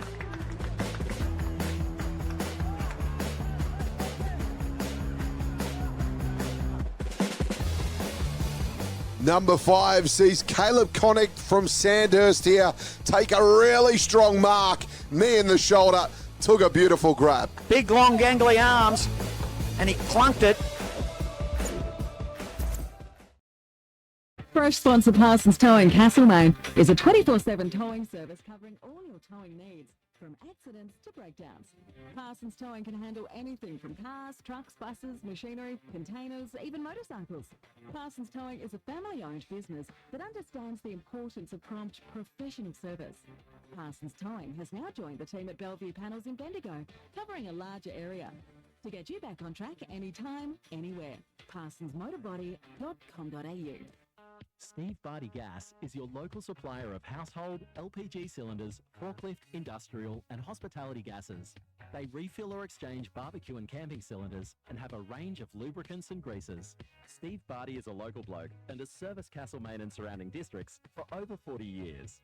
For great service and competitive prices, contact Fresh sponsor Steve and the team on 5472 1262 or info@stevebartygas.com.au. Local first fresh sponsor Jason Westcott Builder, where your dreams become a reality. Whether it's crafting bespoke 5-bedroom homes or breathing new life into cherished spaces with renovations and extensions, they're there for you every step of the way. With a dedicated team and a commitment to exceeding your expectations, Jason Westcott Builder is your partner in creating the home you've always envisioned. Visit them online with their galleries and begin your journey. at Jason Westcott Builder. You can do it at City Framers. You can do it by capturing your glory days, capturing moments and creating unique memories for teams or individuals. You can do it by remembering this year in sport. You can do it with a framed jumper, ball, bat, or design a poster as a club trophy or glory days keepsake. Fresh sponsor Bendigo City Framers proudly support Bendigo football in 24. As a matter of fact, you can do it now. Thanks to local footy sponsor, more live Bendigo football. And now it's time to fire up delicious Don Footy Franks. They're made for the footy. Is Don, is good. Back here at the QEO, and it is still a well and truly 8 contest. Castlemaine 6-6-42, Sandhurst 10-6-66, an even 4-goal margin. But for all we thought Sandhurst domination on that quarter, they only managed to kick 4 goals to 1 in the quarter, so they did extend their lead, but it is only 24 points. They are still right in this game. Around the grounds in the Bendigo League, full-time score, Maryborough 128, the Storm 34-32-34. Gisborne 10-13-73. Haven't got away from Kangaroo Flat, who are 4-6-30. Still a handy 43-point lead. And Eaglehawk starting to kick away from the Bloods of South Bendigo. 13-14-92. South Bendigo 6-3-39 back here at the QEO. Goal kickers in this game. Kobe Maxted's kicked 2. Fergus Green has 4. Nick Stagg 2. Singles to Wilkinson and Wharton. While for the Magpies from Castlemaine, Michael Hartley, Zach Greaves, Jack Chester, Xavier Murley, all singles, and 2 to Bailey Henderson. Better players in this game for the Sandhurst Dragons, Don Moran. Yeah, it's pretty tough. They've been consistent across the ground, but nobody's really set the world on fire. I like the quarter of Kobe Maxted. He's marking the ball up the ground as well as being damaging up forward. So I think he's been consistently good. Lockie Tardrew came into the game then. Lockie Hood's been good all day, and still, Liam Island down back. He's been an absolute rock, supported by Isaac Ruff as well. But I think that right now there's probably four players that are sitting around the same level today, making no huge impact right now in that quarter. Because to me, 4 goals. Castlemaine are in this. If they can get one back early, that could make it a lot closer and a few kicks closer. Well, to get the final quarter underway, here's the Huntsman, Johnny Hunter. Yeah, well, let's see what the Magpies can do. They gave Fergus Green a gift which just started the ball rolling the Dragons' way, and the Dragons have had most of the momentum since. So we're back in the forward line here. The Dragons, they'll go forward. Tananelli got his hands on the footy again. It emerges to the outer side. Wharton on the end of a handball. Inside forward 50 they go. But Liam Wilkinson, who's been good for the Magpies, takes a defending mark. Well, Castlemaine will clear out. He goes short to Johnny Watson, who's probably been good for Castlemaine. He goes short to Simmons, but Castlemaine are going towards the end where majority of the goals have been kicked this afternoon, which is the Barnard Street end. He'll switch back across the ground. Now they can come across to Air. Got space to take the mark. Green wheels back, so he's out of that 5 metre zone, so he can actually wheel around there. Air, high ball down the line. Rough for the Dragons was first, and he'll take the intercept mark. He hands it off to Free. Free runs to half forward. Fergus Green will be the target. Made him work. How did he mark that? He didn't. He didn't. He didn't. It was first grabbed to the Castlemaine player. Well, not according to the umpire, so we'll go by what the umpire says. But the Castlemaine player was trying Harrison to juggle that Sheehan will be absolutely. Oh, he will be. fuming. He got first hand on that, knocked it down into Fergus Green's hands. He claimed the mark, and the umpire gave it to him. Load of rubbish. Umpire did not hesitate giving it either, I must say. But I agree. I'm not disagreeing with you because he was entirely out of position, wasn't he, Fergus Green? Yeah. He won't miss this. Maybe if there is a footy god, he will. Let's see if he's shining here today. He is not, as Fergus Green slots his 5th goal of the afternoon. He's had a couple of gifts this afternoon, Fergus Green, and that was another one. 11-6-72, they lead 6-6-42, and that might just put it out of reach early days. Score sponsor is Don, is good. Local footy lives at Fresh Bendigo. Yeah, Castlemaine needed the first one, not another one to Sandhurst to just stretch that gap. But just coming out of defence, Ryan Eyre, they switch the play back, and then Ryan Eyre kicks the ball back inside the corridor. Castlemaine's just lacking that one down the line, that somebody that can make a contest and catch it down the line. They just lack that player right now. Well, if you're a Magpie supporter, you just hope that they can keep the fight up and not roll over in this contest. Philo goes into it hard up against the centre square line, which is on the grandstand side. Umpire crosses his arms and says, I'll throw it up. Hartley's gone into the ruck for the Magpies. I feel like he's going to get himself around the ball to try and get his Magpie side going. Spilt forward. He couldn't quite take it. Murley got it. Now they're away, the Magpies. It gets onto the run of Moran. Moran can accelerate away. Send the high ball inside forward 50. Henderson dive. Couldn't quite take it. Greaves has got 3 Sandhurst players around him. Eventually Henderson got up to lend a hand, but it shouldn't have got to that stage where it can be a 3-on-1 inside forward 50. Sandhurst will clear it out. Mark taken by Jake McLean. McLean's been pretty good again. I like the way he plays, Jake McLean. Unassuming and underrated. But he's got this dinky kick in his game this afternoon. I'm not sure what it is. It's always been there. Yeah, it seems to be amplified today, maybe because they're under pressure, but it worked out okay. He went to Paul Pratt. Paul Pratt now down the wing. Tardrew was the target. Turnover now. Philo picks it up, gives it to Liam Wilkinson, who puts it on the left, across half forward. Magpies, Henderson in the area. Turnover, Cooper Smith. He'll spread it wide, and Alex Wharton is on. So Wharton's got it. Mark on the far wing. Plays on. Handball's over the top to Free. Couldn't quite get there. Took an ordinary bounce. Now the Magpies can come through and clear. Well, it wasn't Curtis McLennan's best moment. Dragons will eventually receive it back. Forward they go. 80 out from home. They'll wheel it off. They've got options everywhere. Nally will take it. He can chip it over the shop to Stagg if he wants. The side's against it. Goes into the pocket. And all on his own for Sandhurst. Taking an uncontested mark inside forward 50. Will be a chance for a shot on goal. I pick up who that player is out there. Jack Keating. Might be Jack Keating. As mentioned by Don Moran. Sandhurst running power starting to come to the fore, isn't it? 30 metres out. Not too much of an angle to go with. To kick a big goal in this contest, he starts it left. It stays left, minus score. But a handy point, actually. 11-7, 73, playing 6-6, 42. It is a 31-point margin in favour of the Sandhurst Dragons. Early stages of this final quarter. Local Footy lives at Fresh Bendigo. Our score sponsor, JB Re-Stumping. Yeah, so not the first time this year that's happened, Don, that the opposition have run over the top of Castlemaine in the last quarter. No, but you can't help 2 gifts to Fergus Green. That both momentum killers at the time. One was at the Barnard Street end and one at the City end. But they're not out of it yet. Curtis McLennan sends it to the outer side wing. Maxted got one too high surely for the Dragons and will get a free kick. And he's going to get 50 if they're not careful, the Magpies here. So Maxted, great player. I think Cam mentioned his versatility to Bryce Curnow before the game in the interview. You can play him wherever you like. I still like him down forward, to be honest. But he kicks it straight to Tardrew. Tardrew across half forward now. He's on left half forward, swimming pool side to the City end. Short pass to Alex Wharton, who's been pretty good. Still too far from home. Now short pass, building nicely. Wilkinson bravely floated in front of the pack. Wins possession. Gives it to Hartley. Hartley to Simmons. They need to kill it towards the boundary line. They do underneath the scoreboard, which reads 73-42. The fumble then is actually a good fumble. Goes out of bounds, stop, reset. You're saying deliberately? He might have been a professional. No, it might have been a professional fumble. No, it wasn't. Throw in.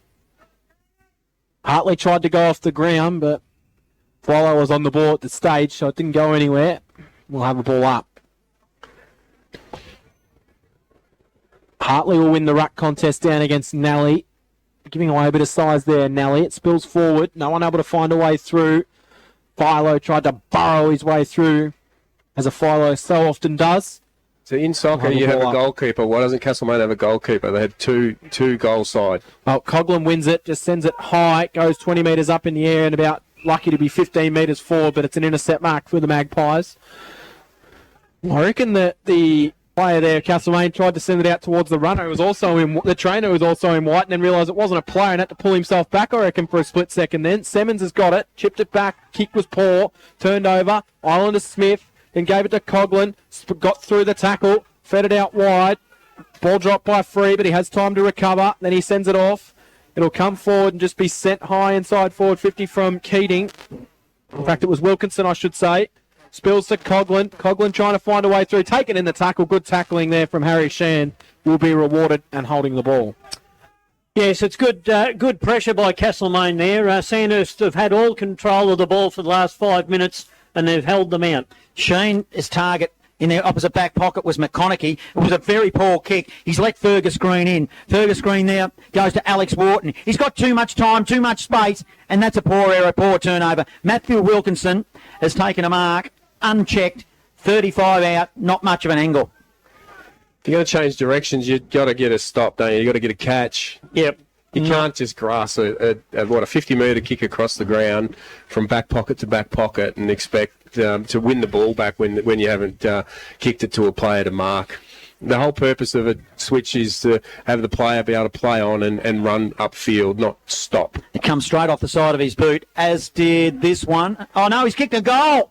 Oh, it came off the instep a little bit for Matty Wilkinson. They didn't celebrate it until it was basically right at the goal line, but that doesn't matter because an extension of the lead now, and if there was any chance of Castlemaine pinching this game, you'd now think it's pretty well gone because that is 12-7-79, the Dragons. 6-6-42, Castlemaine. Score sponsor, JB Restumping. Local footy lives at Fresh Bendigo. Yes, you would hope that with experience, these indiscretions will drop out of the players' repertoire, Don, and they'll be able to utilise the ball better. Yeah, the pressure that Sandhurst are putting on them are making them make the errors, so we've got to give them some credit. Oh, total credit in regards to the way that they're attacking the footy. They want to run away with this. So back in the middle we go. Butcher won it down, taken to ground though for the Dragons. Hood goes up again. This time Sexton wins it down. Tarju found a way through to Butcher. Centre kick forward, but it's going to be Coughlin who can track it hard towards the boundary line. I think he'll be happy to see it over he is. But Alex Wharton's also a chance of being in contention, I think, Johnny, for our Bendigo City Framers Sponsors Award today. Best on ground, of course, a $100 voucher towards Bendigo City Framers there on Garsard Street. I think he's a loyal sponsor. That's a pretty good nomination, Cam. I reckon he's been pretty good too. Throwing in front of our broadcast position, which is grandstand side wing. Tardru's kick. Free kick, Tarju. The umpire, 20 metres away, I think, called that one. The officiating umpire didn't, so... It was off the ball, free kick. Tardru was trying to break free and he had his jumper pulled. He chips it short, finds Jake McLean. McLean just didn't quite find his target. Simmons was there to receive, but he's going to kick it hard up against the boundary line. It's bounced on the chalk, Boundary umpire says benefit of the doubt will go the way of the Magpies. Will have a boundary throw in. Grandstand side wing. 10 minutes gone in the final quarter. 79 playing 42. A very professional Sandhurst Dragons team. Butcher took it out of the ruck. He dropped it on the ground. Should have been holding the ball. Didn't get any boot to it.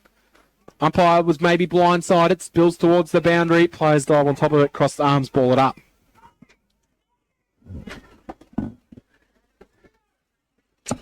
Well, the alarm bells are sounding out there, and the alarm bells are certainly sounding if you're a Castlemaine person, I think. Hood won it. Got it forward. They'll wheel it inside forward 50 from Smith. Green at the top of 50. Good defensive punch from behind. Spelt to Simmons. Simmons got it forward. Smith got it back. Will handball to Stagg. Stagg can steady himself for goal and will put through another goal. It's raining goals in the final quarter for the Sandhurst Dragons. Stagg's got himself a third goal of the day. He's another one that could be in contention for our Bendigo City Framers Best on Ground Award, thanks to our good sponsors at Bendigo City Framers. The score sponsor, 13-7-85, Castlemaine 6-6-42. Local footy lives at Fresh Bendigo. Yes, well, it's Nick Stagg, of course, that started it for Sandhurst in the first quarter with their first goal, and he's continued on and played a four-quarter game for me today. But once again, Castlemaine were caught at the contest, at the ball up. Sandhurst were able to block passage and get clear passage without being tackled and made the most of it in the end. So they've brought Hartley into the ruck and also Henderson into the middle with Philo. They're not going to win it though because Tardru did. gives it to Hood. Hood to Wilkinson. Wilkinson to McLean. McLean forward of centre now. He'll go to Fergus Green. In fact, his target was Nelly, who's playing down forward as well. Manages to get it on the boot. Paul Pratt over the top. Gives it to Fergus Green and kicks his sixth. And there's another nomination for the Best Player Award of the afternoon. Bendigo City Frame as you start getting six. Well, he has Cam, you're six, going to get but there. I think uncontested in the goal square, 2 dodgy free kicks, probably only give him 2 generous goals. Score sponsor is Don, is good. Local footy I get the lives nomination because he has 6 on the board, but I don't think it's his best 6 goals that he's Oh, ever no, you need kicked. to snap, mate. Oh, you're the grumpy one this afternoon now, are you? Oh, are you disagreeing with me, Don? I don't think he's probably kicked 6 better goals in his career. Look there, the red lights are starting to flash for Castlemaine because they're not getting first to the football now, and when Sandhurst get the ball, they make the most of it. Well, back in the middle we go. Henderson eventually throws himself in the middle. He'll handball it backward out. Murley back to Henderson. Shrugged off the tackle. And he'll chip it short and find a teammate. They'll fire it out now, the Magpies. They can go inside forward 50 here. Might have been from Slingo into the pocket. Mark's been taken by Tyson Jackson just inside the paint of 50. He will load up and he'll take his best effort from here. You'll have to kick it all of 50 metres, 5 metres in from the boundary. Right hand forward pocket on the right, comes in. He's made a pretty good effort of it though. It's going to go right to the line. He might have kicked the goal. He has. Good finish from Tyson Jackson. And he gets the goal. Castlemaine get the goal that breaks the streak of goals in this final quarter. And probably still just too far out of reach. 7-6-48. But they can put some more respectability on this scoreboard. Sandhurst 14-7, 91, 13 minutes gone, final quarter. Score sponsor is Don. Is good. Yeah, they say the cream rises to the top, and that certainly was great football by Bailey Henderson there. He had the ball 3 times, got it to Slingo, and excellent selection by Slingo going forward. So a whistle from the boundary umpire who was adjudicating on the corner of the diamond gives a free kick to Castlemaine to Hartley. Hartley short passes to Air. Air short pass, poor kick inside. Forward 50. So another intercept to Alex Wharton. I want you to keep your name on Pinhead. I think they call him Pinhead, don't they? Yeah, well, he was the one that gave that free kick away because he cut the corner of the centre square as the ball was being bounced. Well, he's been pretty good. Pinhead or toe ball? I thought he was going to. I was going to nominate him for the toe ball, chrome home. So Don's telling us to calm it down. Well, he'll be happy if we give him the $100 voucher from our sponsors from Bendigo City Frame. That'll make up for everything. They do watch these games, they tell me, the Sandhurst boys, so he'll hear what I've had to say. It is Pinhead. I've heard other people call him Pinhead. As you can tell, there's a little bit of a lull in play as it goes over the boundary line. Castlemaine in attack, 40 metres out from goal. They're near those club rooms that don't exist anymore in the forward pocket at Barnard Street end. Yep, Johnny's just worked out that they're no longer there. Sandra Sully with the late news. Henderson smothers the kick. He'll take it towards the boundary line and in the content. He's just happy just to paddle it straight over. That's as deliberate as they come. But final scores from Wayne Smith. Thanks to Wayne Smith sending them in this afternoon. Mount Pleasant 14-15-99 defeated Huntley 9-7-61. Bennett kicked 7. And Colbinaban 13-14-92 defeated Heathcote. Norm, you'll like it, 9-2-66. 9-12-66. Oh, the wheels are off out at Pigeon Park in Heathcote. Do they call that Pigeon Park or you just make that up? No, Pigeon Park. Sounds a bit derogatory to me, but anyway. He must have some pigeons that fly over the ground. I'm not sure, but I know it's referred to as Pigeon Park. They call them the pigeons down at Heathcote. Do they? I made that one up, but it sounded Yeah, good. I was going to say they're the Saints down at Heathcote. Heathcote pigeons. Yes. Well, Murley's got it forward. Mark is taken by Ashton Franklin. Can wheel inside forward 50. He'll send a high ball in the Greaves direction, but he's got 3 to beat. Spills off hands. Back of the pack. Over the boundary line it goes. And as it so often has been, every time they've gone inside forward 50, Don, they've had to go to a 3-on-1 or a 1-on-4 or something like that. The forward line structure just completely out of whack for Castlemaine today. Yeah, they've run Bailey through the middle now, and I've just noticed Bailey's just come off the ground with a hook shoulder. So he's just match the ankle, I reckon. Yeah, he's had a day, hasn't he? Well, without him in that forward line, they just seem to be a little bit lost. Hurry kick out of the pack. Hartley. Castlemaine. It was Hartley. He had a shot at goal.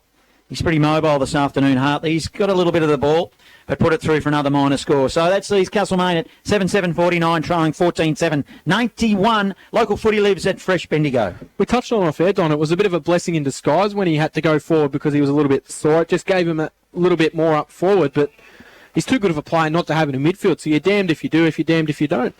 No, it worked well because they managed to get themselves back in the game, and he started back up front. But when the tides turned and Sandhurst whacked those goals on, they've had to move him into the middle, and now he's off the ground. So Maxted will clear the ball out of defence, finds its way up into the hands of Jake McLean in the number 17 jersey for the Sandhurst Dragons. Famous jumper number 17. Hartley's given away a free kick to Tananelli, but I reckon Tananelli has done an absolutely brilliant job since he's played on Michael Hartley today. He's gone forward with him, and he's probably almost beaten him at times. They'll be wrapped with that one today as Nelly, emerging as a senior footballer in the comp, sends it forwards. Vegas Green plucks the mark inside forward 50, and, well, I was talking him up, and with a kick like that, I'm going to continue talking him up. He's having a great couple of weeks. Career best form for Tananelli. Yes, it is. And, Hartley didn't need to give that free kick away to Nelly. All he had to do was stand in front of him and he would have taken the mark. But he got behind, found himself in trouble, felt that he had to hang on, and now he's showing the umpire what happened. But the umpire won't change his decision now. Well, Green is kicked 6 from 20 metres out. Not too much of an angle to deal with. For goal number 7, in he comes on the right. Oh, he shanked it to the left. John's got to get the white out. Minor score. He had putting it down. It was almost writing his name on the City Framers Award for $100 thanks to our sponsor, Bendigo Cities. I reckon if he had a kick that one. I've taken on board what you said about he has had a couple of gifts this afternoon. You were a bit excited when he took the mark. He going 7-7. He was playing devil's advocate. Devil's advocate, John, the huntsman as they call him. 14-8-92, 7-7-49. Sting gone out of this one as we hit red time in the final quarter. JB Restumping, Local Footy Lives at Fresh Bendigo is our score sponsor. Darby Simmons, it was a poor kicking from fullback, but air was good enough, and that was even poorer. He kicked it straight to Coghlan. Even poorer again. Kick as well. And that was a free. Simmons, they let it go. Simmons won it. Handball over Murley, who's been quiet for a quarter or so now. Turnover. Handball by Polpratt. Went to Tardrew, went goalward, and that was a turnover. So tired players to Curtis McLennan. He goes wide, and Darby Simmons will release out of the back pocket for the Maggies. That he will. Down the line it goes. Offhand, Sandhurst player through for the mark. Couldn't quite take it. Goes to Coghlan. Coghlan is 55 from home. We'll send a low ball inside forward 50. Mark taken. And he'll go back and line him up for goal. I think he thought about passing him off. It might be Pelpratt, who's 45 metres out from goal, directly in front. Yes, that was good lowering of the eyes then by Coghlan. Well, Pelpratt lowered his eyes as well, and coming out onto the lead was Jake McLean. He almost stopped his lead, and then the kick went to him, so he had to reset a little bit there, but he was still able to take the mark. There's a bit going on in the goal square. Probably a tougher kick than what the original kick was, I reckon. He's maybe 3 or 4 metres further out, still pretty close to the painter 50. Tananelli just gave Bailey one in the throat. Still trying. Still going at it on the goal line down there, but you watch the fight and I'll watch the ball as we go. McLean will go goalwards, and well, it was a low ball. It almost carried the pack through for a minor score offhand. 7-7-49 the Maggies, 14-9-93 the Dragons. 21 minutes gone. Final quarter. Score sponsor, Jason Westcott Builder. Air for the Magpies, kicked it to the back pocket to Henderson. Henderson now beyond 50. It's a long ball. It'll be a turnover. Wins it rough to Wharton. Wharton by hand to the back door to, well, Kobe Maxted, a rare mistake, kicked it straight to Liam Wilkinson of the Maggies. Off right, half back. Wilkinson, long ball down the wing. Off hands.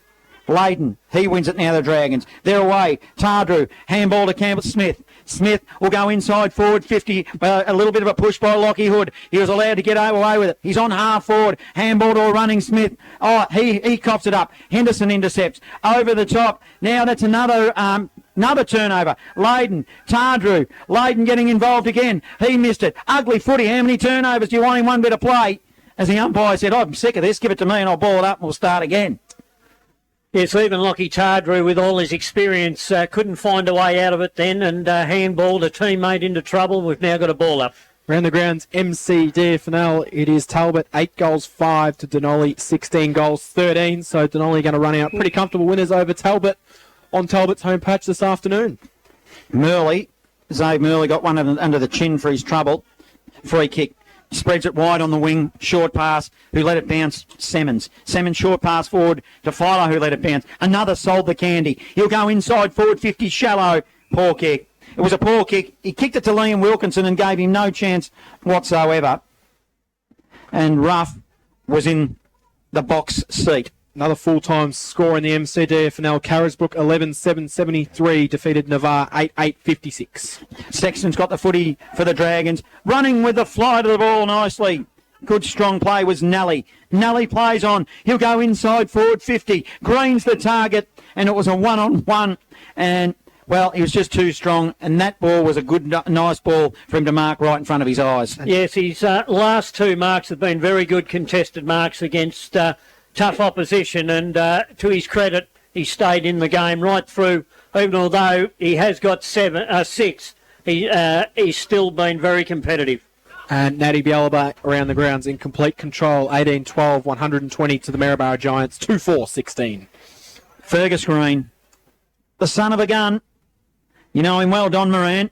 Yes. As he goes long. Oh, it's a copter, ugly, dead pigeon kind of ball from Pigeon Park as it goes off hands. And it's I'll borrow that from Joel Peterson as well, by the way. He used to love calling him a dead pigeon. Yep. 93 playing 49. 24 gone, final term. Well, the Pigeons are usually out at Heathcote, but apparently they're here at the QEO this afternoon, John. The dead ones anyway. Oh, down the line, Henderson will fly. Tarju come from behind. Didn't quite get a touch to it. Spilling forward, Andrews. Haven't called his name too many times the first game up, but he'll celebrate his first game with a victory in the maroon and blue. Working forward, Perez has got it. Came forward. Palprat was dealt with after he got rid of the ball, and he will receive a free kick. A little bit going on off the ball, and I think, is it 50-metre penalty called? Yeah, he had a crack at Bailey, so Bailey's just responding. Now it's on in front of us. Umpire right on top of it, so nothing silly will get done there. Henderson being dragged around by 3. There you go. The umpire in front of the contest has said, you take the 50, I'll just make sure these boys keep themselves calm. And then umpire Marcus Osborne will roll the ball inside forward 50, and I'm just trying to see who's going to actually receive the shot. Is it going to go to Oscar Perez? Now, if it's a 50-metre penalty, it's got to, Polprat's got to take it. Polprat has just absolutely shanked a one-kick step, and Ryan Eyre could not believe his luck. He was So, John, you said there, unwrapping a Christmas is there a gift. footy god? There was then. Because Palprat... Well, I might say that might because Ayres tried to take on the tackle, and then now he just dropped the ball when he was tackled, but the tackler held on for a little bit too long, and Ayres gets a second chance at it. He doesn't make the mistake this time. He chips to Ben McConaughey. It's all happening here. Get the circus music queued up or someone. Ayres, it's McConaughey. Back to Ayres. Ayres and McConaughey, somehow they work it out to Semmons. Semmons drops a mark he should have taken, but he's able to recover. Harry Sheehan will clear out of defence. His kick will go down the line. Looking for Wilkinson, but it goes out of bounds on the full. He has not had his kicking boots on this afternoon, Harrison Sheehan. He's kicked 2 out of bounds on the full, and he's also turned a crucial goal over early in the quarter as well. Don's shaking his head as the Dragons work it towards centre-half forward. They're 60 metres out from goal. Perez with the footy. I thought he was going to go the tube then for a moment. Then he decided against it. He kicks it in the direction of Fergus Green. He had one grab at it and it fell into his bed basket. And now he's got an opportunity to kick 7 and a little bit of a smirk from the gentleman in the box. Do you reckon that come off hands? I want to know what it fell into. It's got it. It's come off Sheehan's hands. Yep, again. That's the second time Sheehan's had the ball and it's gone to an opposition. And the boys have remonstrated. Yep. And he got got 50 metres. Yeah, he's got 50 metres. So he slots it through now. Sandhurst, 15-10, 100, 7-7-49. It's out to a 51-point margin. Actually, that's a bit disappointing because they've been better than that for 3 quarters. The score sponsor, Bendigo City Framers. Local footy lives at Fresh Bendigo. But I must admit, just watching that contest as the ball come in, Tanner Nally has certainly got under the skin of Michael Hartley, because all Hartley was worried about then was where Nally was as the ball came into that contest. I'm starting to think, John, I'm trying to blame something in regards to how poor the skill level has been from both sides. Are the Sherrans not the same as they used to be? Haven't kicked one for a while? Because there's something wrong. Both sides have been off with their foot skills today. I guess the common theme for this season is the Magpies fade out again in a final quarter. It has been their Achilles heel on season 2024. It's probably cost them 2 victories as well, their final quarter fade outs. And then again last week, they were right in that game in the third quarter against Gisborne and got bumbled away in the last, and the same things happened here today, Don. Yeah, it's we mentioned it at pre-game, didn't we? And here we are, witness of it. Wood sent it forward. Wilkinson just shoved his opponent McLennan out of the way, took an easy mark. On the right, we'll send it in. Green's going to come leading out again. Did he get hands to it? Mark taken by Wilkinson. I reckon if Green had pulled that one out of his hands, he would have tried to claim it again. And based on current themes, he might have got it. Short pass finds its way into the hands of Murley. Murley will then bang one towards centre half forward. No mark taken. Spills off hands. Chester was going through, but Alex Wharton will clear off defence. He'll chip it out. Bailey Henderson will take the mark. Turnover kick. But Alex Wharton is still my vote so far, I reckon, for our Bendigo City Framers Best on Ground Award. $100 thanks to our sponsors. We'll let John and Norm mull over that, and we'll have a little bit of discussion shortly when this game finishes. And there's not far to go from the end of this one, as the ball is in forward 50 now. Been long quarters for Castlemaine. Well, what's the time? It's nearly 5 to 5, so you're right. We usually finished well and truly by now, and they must be listening in there with the time clock. So Sandhurst run out big winners here, a 51-point margin, in fact. Final score, Sandhurst 15-10, 100. They defeat Castlemaine, the Magpies, who are gallant for 3 quarters, 7-7-49. Final quarter fade-outs. It's just the common theme for Castlemaine. I mentioned it. 3-4 games this year where they've had chances and they've been in the game at 3-quarter time and they just haven't been able to not only just get beaten in the final quarter, but to get run over badly in the final quarter. We saw they led the game last week in the third quarter, went down by 41 points. They were 10 points down in this one in the third quarter, and they've lost the game by 51 points. So 2 weeks in a row against good opposition, they're going to walk out and say, yep, we played 3 quarters of good footy, but 3 quarters of good footy counts for sweet stuff all, as they say. I thought you were going to say it then too. It was close, wasn't it? It was close. Very. Yeah. What are your thoughts? Well, totally. I knew what I was going to say. That's good. No, I totally agree with you. So they've been in the game for three quarters. So you can keep talking about big improvements, which we're all witnessing, but you've now got to start to talk about the last quarters of their games where they're in it and they have a chance. So a couple of words. Fitness, belief, but my last one's going to hurt, character. So there was no fight in that. In the last quarter? No. So that's the one that's going to hurt. I think there was no fight in the dog whatsoever. They basically lied down and let him go over the top. That potentially could come with lack of fitness as well. I mean, there was some... Yeah, there's some moments in that game where, Castlemaine definitely had their chances and that didn't take it. So on-ground leadership will bring that into, if you think fitness is then going to affect character, where's the leadership out on the ground to rectify that then? Getting around them when, so I'd like to have they kicked 5 in a row. And, you guys have been a bit hard on Fergus Green. He's kicked 7. So you shouldn't call him a cherry picker. What did I call him, a cherry picker? I didn't call him a cherry picker. Oh, it must have been me then thinking of that. So he's cherried. You made that up. He's cherried probably 3 from the square. Yeah. Well, I mean, he's a perfect target. He's grabbed two out of the air that weren't his. Yeah. So he's had a good game. Oh, he's had a superb He's still got game. to kick him. I know. I've sort of gone the other way, but we'll come back to Castlemaine. Yeah, they've got to basically sit down and, you start to think in the middle of winter, do you sit down and you pull that last quarter apart for the last couple of weeks to see what's going on out there, or do you dig in now and you bring your runners Tuesday? Well, you probably do both. You bring your runners Tuesday, as you always do. Now, look, we've only got a couple of minutes because we'll need to take a break at 5. So let's discuss our Bendigo City Framers, our sponsor. We've got a $100 voucher. Every game they have a $100 voucher to the best player on the ground deemed by us. I'll let Norm, you didn't have much of a say then, so give us your thoughts, and we usually got three of us to discuss it. We're going with it 4 now. I'm pretty confident in my mind who I'm going for, but let's see if you can turn one of us around. Yeah, well, of course, the man that I was thinking of at three-quarter time that had an excellent first 3 quarters of the game faded right out and only got a couple of touches and also coughed up the ball a couple of times in that last quarter. So that, for me, ruled air out. When you looked at other better Castlemaine players, well, Philo continued on what was his good form throughout this contest, and he remained in the running for the award.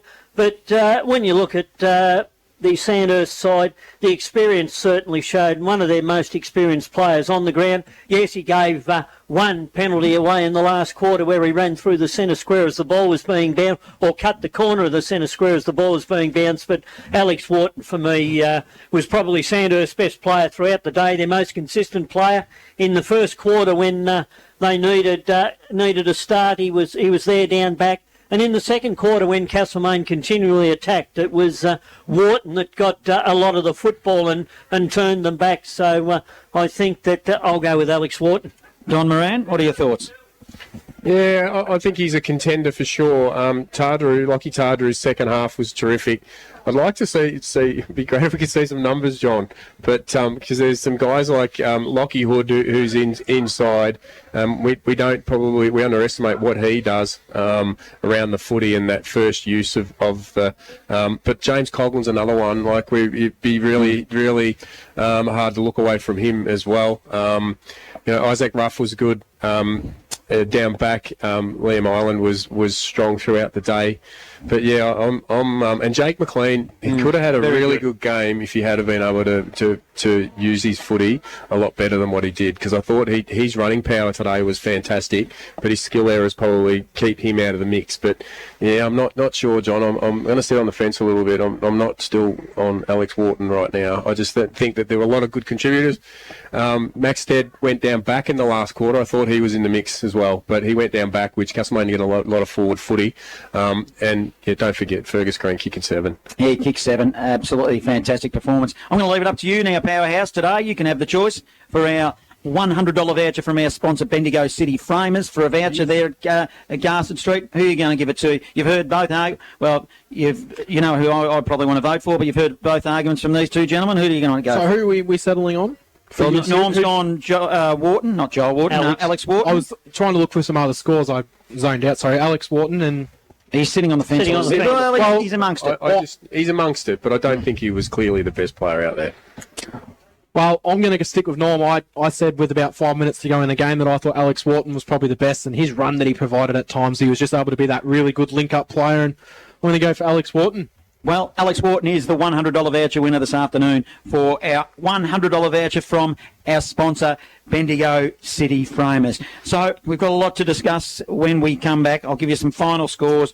We may have Alex Wharton in the box. We'll just see how we go with that one. Get the song. And we'll go and get the song and bring you up to date with all the scores that come to hand from Central Victoria. But here at the QEO, Sandhurst dominated. They kicked away, as you'd probably expect they would, and Castlemaine have done it all year. They've just died out in the last quarter and a bit. They have been defeated 100-49. It was 15-10, 100 to 7-7-49. Don't go anywhere. We'll be back very shortly. Where local footy lives at Fresh Bendigo. It's driving through the heat and the pouring rain. The tempo can't be